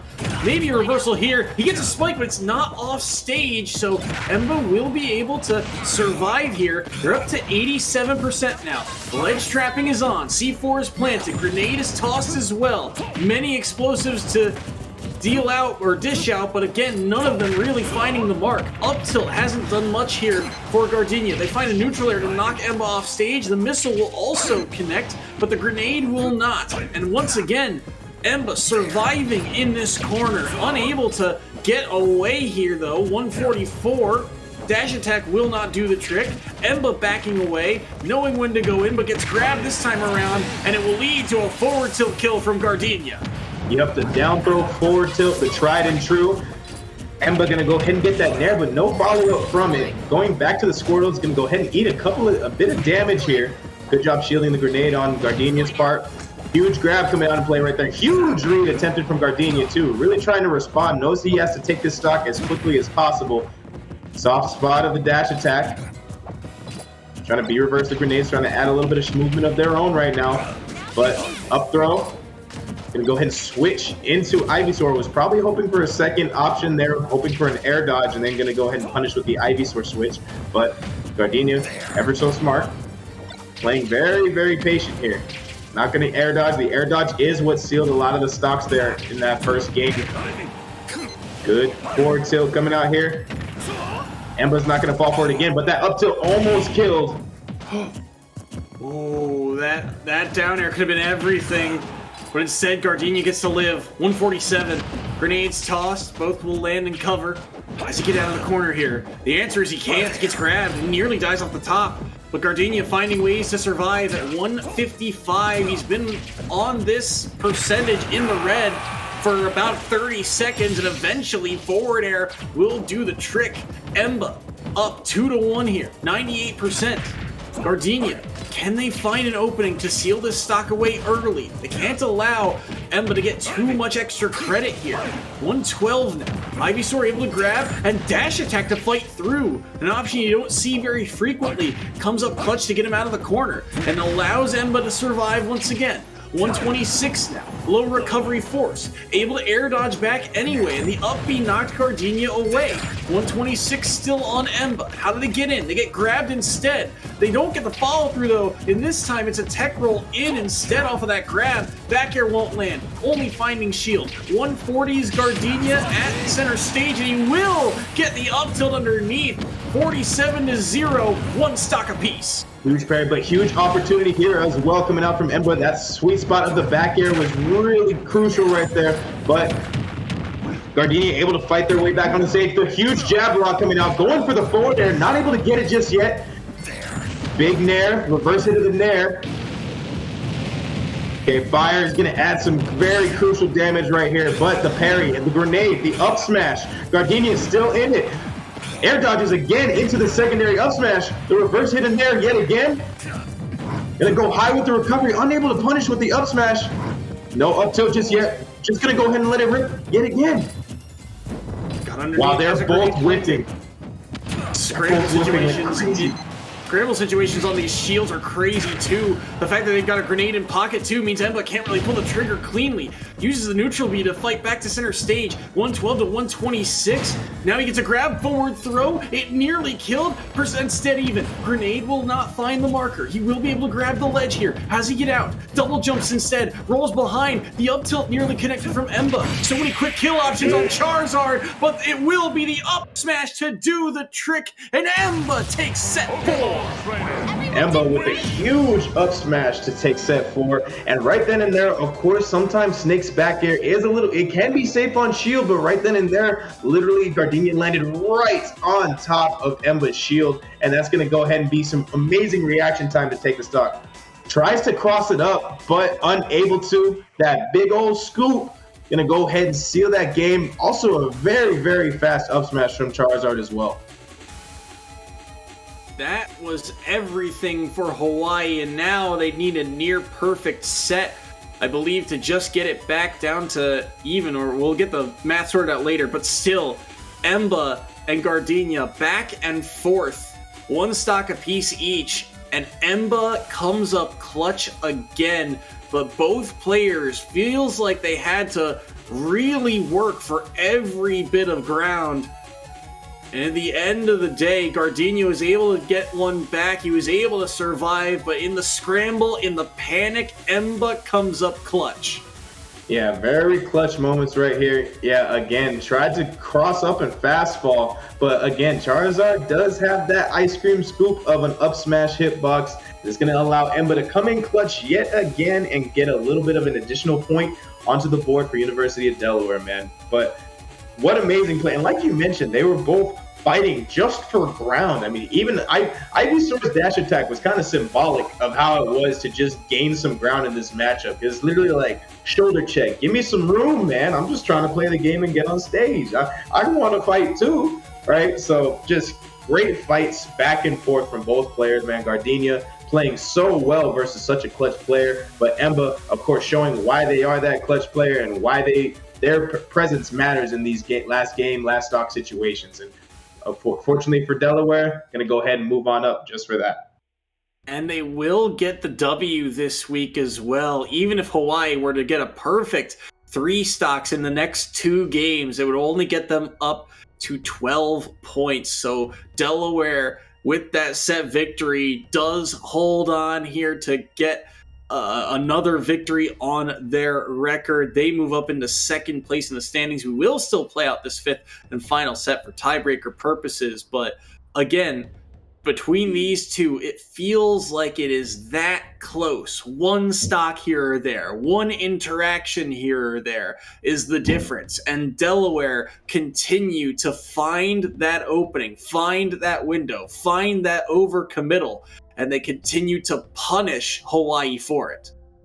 For sure. I mean, again, right, finding that window is what you got to do in those just last situations, right? You know, you cannot be too greedy. You can't throw out a hugely risked option and expect a heavy reward. Those huge risk options are there for a reason, right? You want to get that really hard read sometimes, or maybe you just play it safe. And right then in those last few moments, we saw Delaware playing it safe in a lot of those moments in the last few.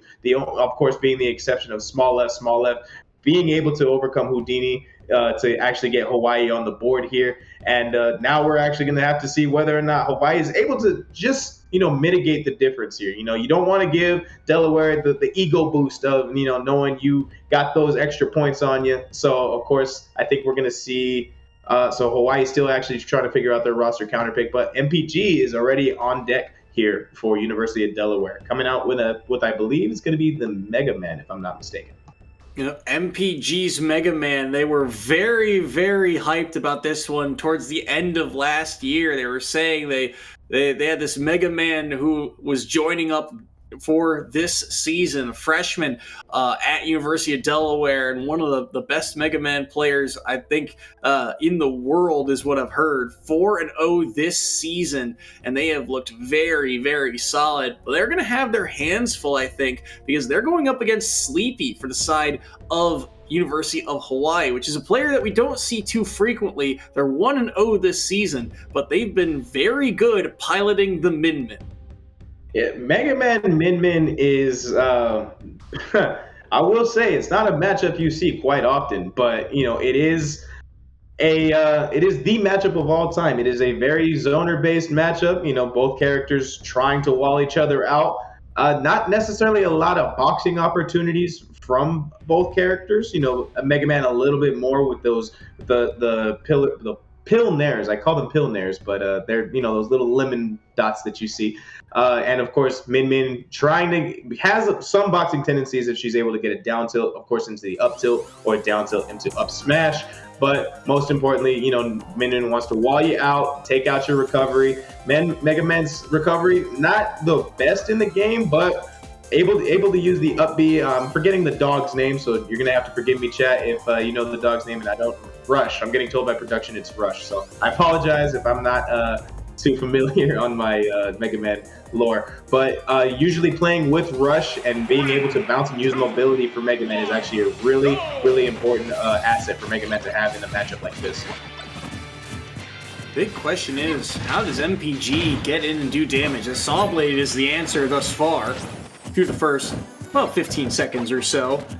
Sleepy opting to back away for the moment, looking to try and buy some space and then put those arms to work. Continuing to chip away, using the spring twice was MPG, and they'll find their way in for some damage. Tether recovery could be something interesting for MPG to potentially take advantage of. Things like that down air that are a projectile or the Saw Blade could interrupt that recovery and potentially steal stocks away very quickly, very early. You got to get this Min-Min off stage first, and Min-Min's stage control is just so difficult to deal with. Yeah, no, Min Min has almost all the stage control, and Mega Man kind of has to fight his way into Min Min's zone to, get a punish going in. Like you mentioned, that Saw Blade is what you want to use, and able to seal that first stock with the perfectly placed down air. And like we talked about a little bit earlier, already using Rush to Mega Man's benefit. Mega Man having a lot of mobility, especially when he's really high in the air and he's able to kind of keep the projectile parade right down on top of your shield. Gonna go ahead and go for a turnaround grab. It's unfortunately gonna miss, but Mega Man, MPG's just doing a good job of just kind of playing almost on top of Min Min. You almost want to have a vertical to almost slightly to the side of vertical versus Min Min in order to kind of hound her down in the air, because she really can't cover that unless she wants to jump in the air and do an up air, which is not the best position for Min Min to be. Ooh, Razor Leaf clipped as well there. Sorry, Leaf Shield nearly took that stock, but Sleepy was able to react and get that upbeat back out, snap back to the ledge. Something that I'm interested in seeing, MPG, you didn't really think about this in terms of neutral, but they are very frequently using that spring that you mentioned, Rush, to kind of mix up their approaches and just pushing it out very early to try and mess up the angle that Sleepy wants to try and cover from. Gets them immediately off the ground and then uses it to make sure that they don't get followed up upon by one of those long arms from Sleepy. Even here, using it in the corner, again, another double bounce to kind of mess with the pacing and make sure Sleepy can't cleanly track them down. And now maybe a chance to follow up. Won't get the back air as his MPG. We'll get a forward air. It nearly took the stock as Sleepy's at 140. Low recovery force. Tethered back. Knocked back off by the Saw Blade. Forced to the ledge once more. Forward smash won't connect. No grab coming through for MPG. Sleepy will box their way out of the corner.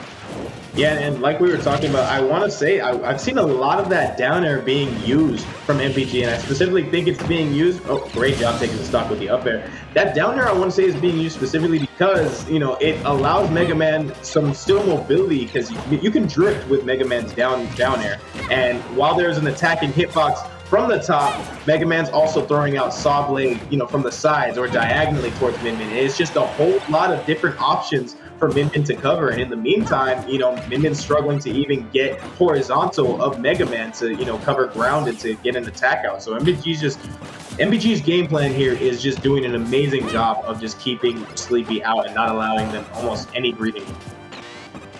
Keeping them out, the name of the game.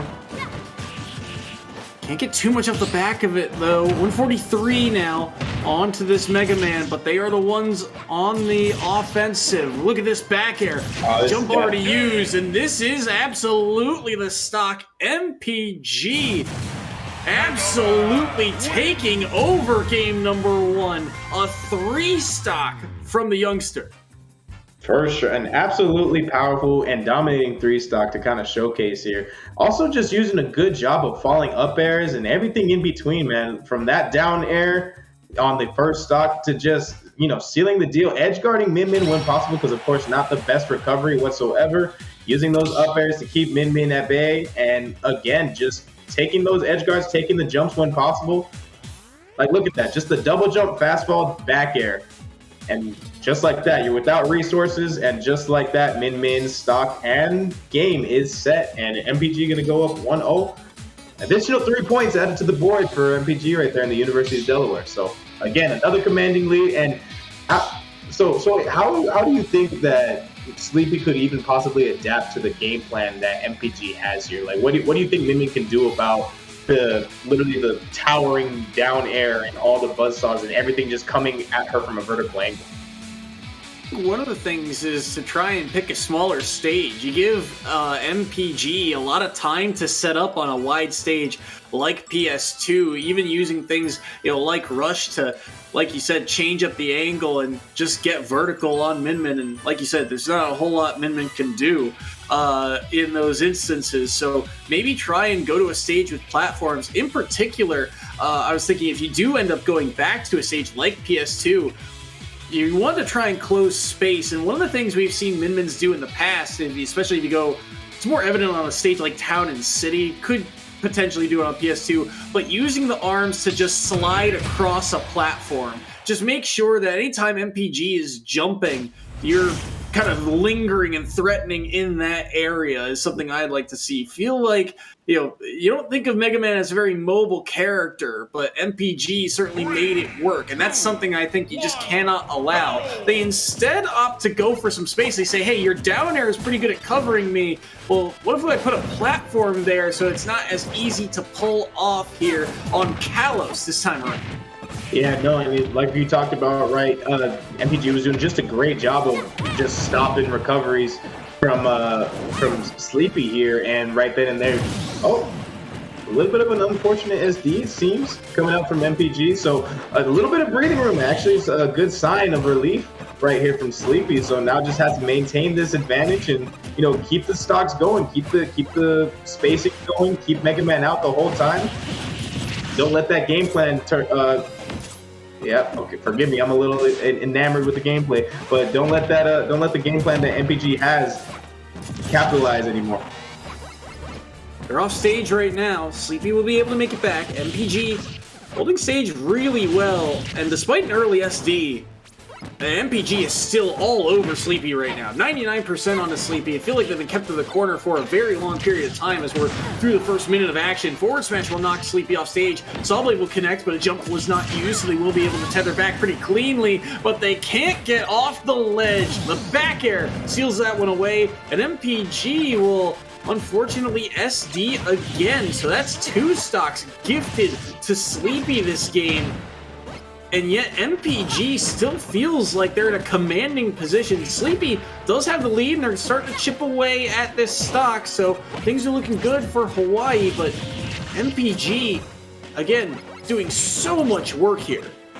Yeah, no, I mean, like we talked about, right, those SDs are going to be huge right now for Sleepy. Sleepy has to play very, very well, almost perfectly to not allow their stock to get taken too early, because literally on the first SD from MPG, we saw Sleepy stock just get eviscerated from MPG regardless, and it didn't seem like it was too much of a deterrent for MPG. And here, it's a little bit of a different story because it seems Sleepy's playing a little bit more patient.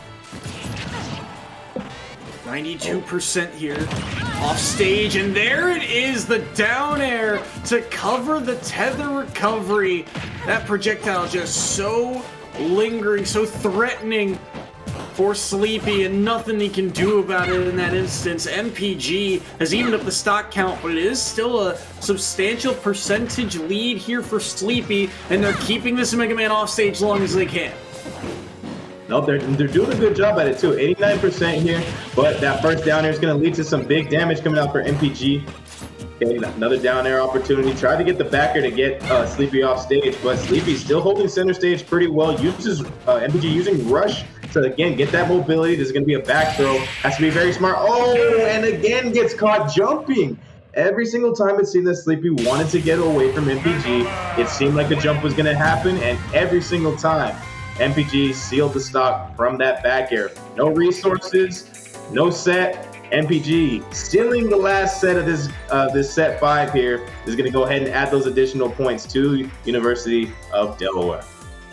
And despite 2 SDs, MPG shuts down Sleepy. Nothing Sleepy could do about it. Back air kills on stock number 1 there. Drops stock number 2 to an SD, and eventually, I mean, here's the SD. Air dodges again so low. Not 100% sure what they were meaning to do down there, but it's one that Sleepy will gladly take. And then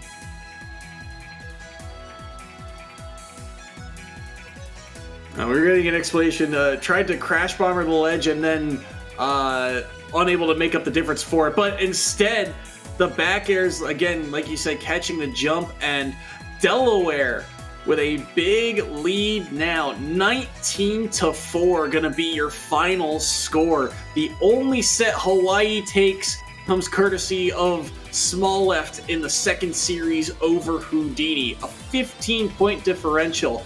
And yet, it feels like it was closer. It feels like outside of that last one with MPG's 3 stock, that every set was really down to the wire. 1 stock here, 1 stock there, and yet the Delaware Blue Hens had the edge in 4 out of 5.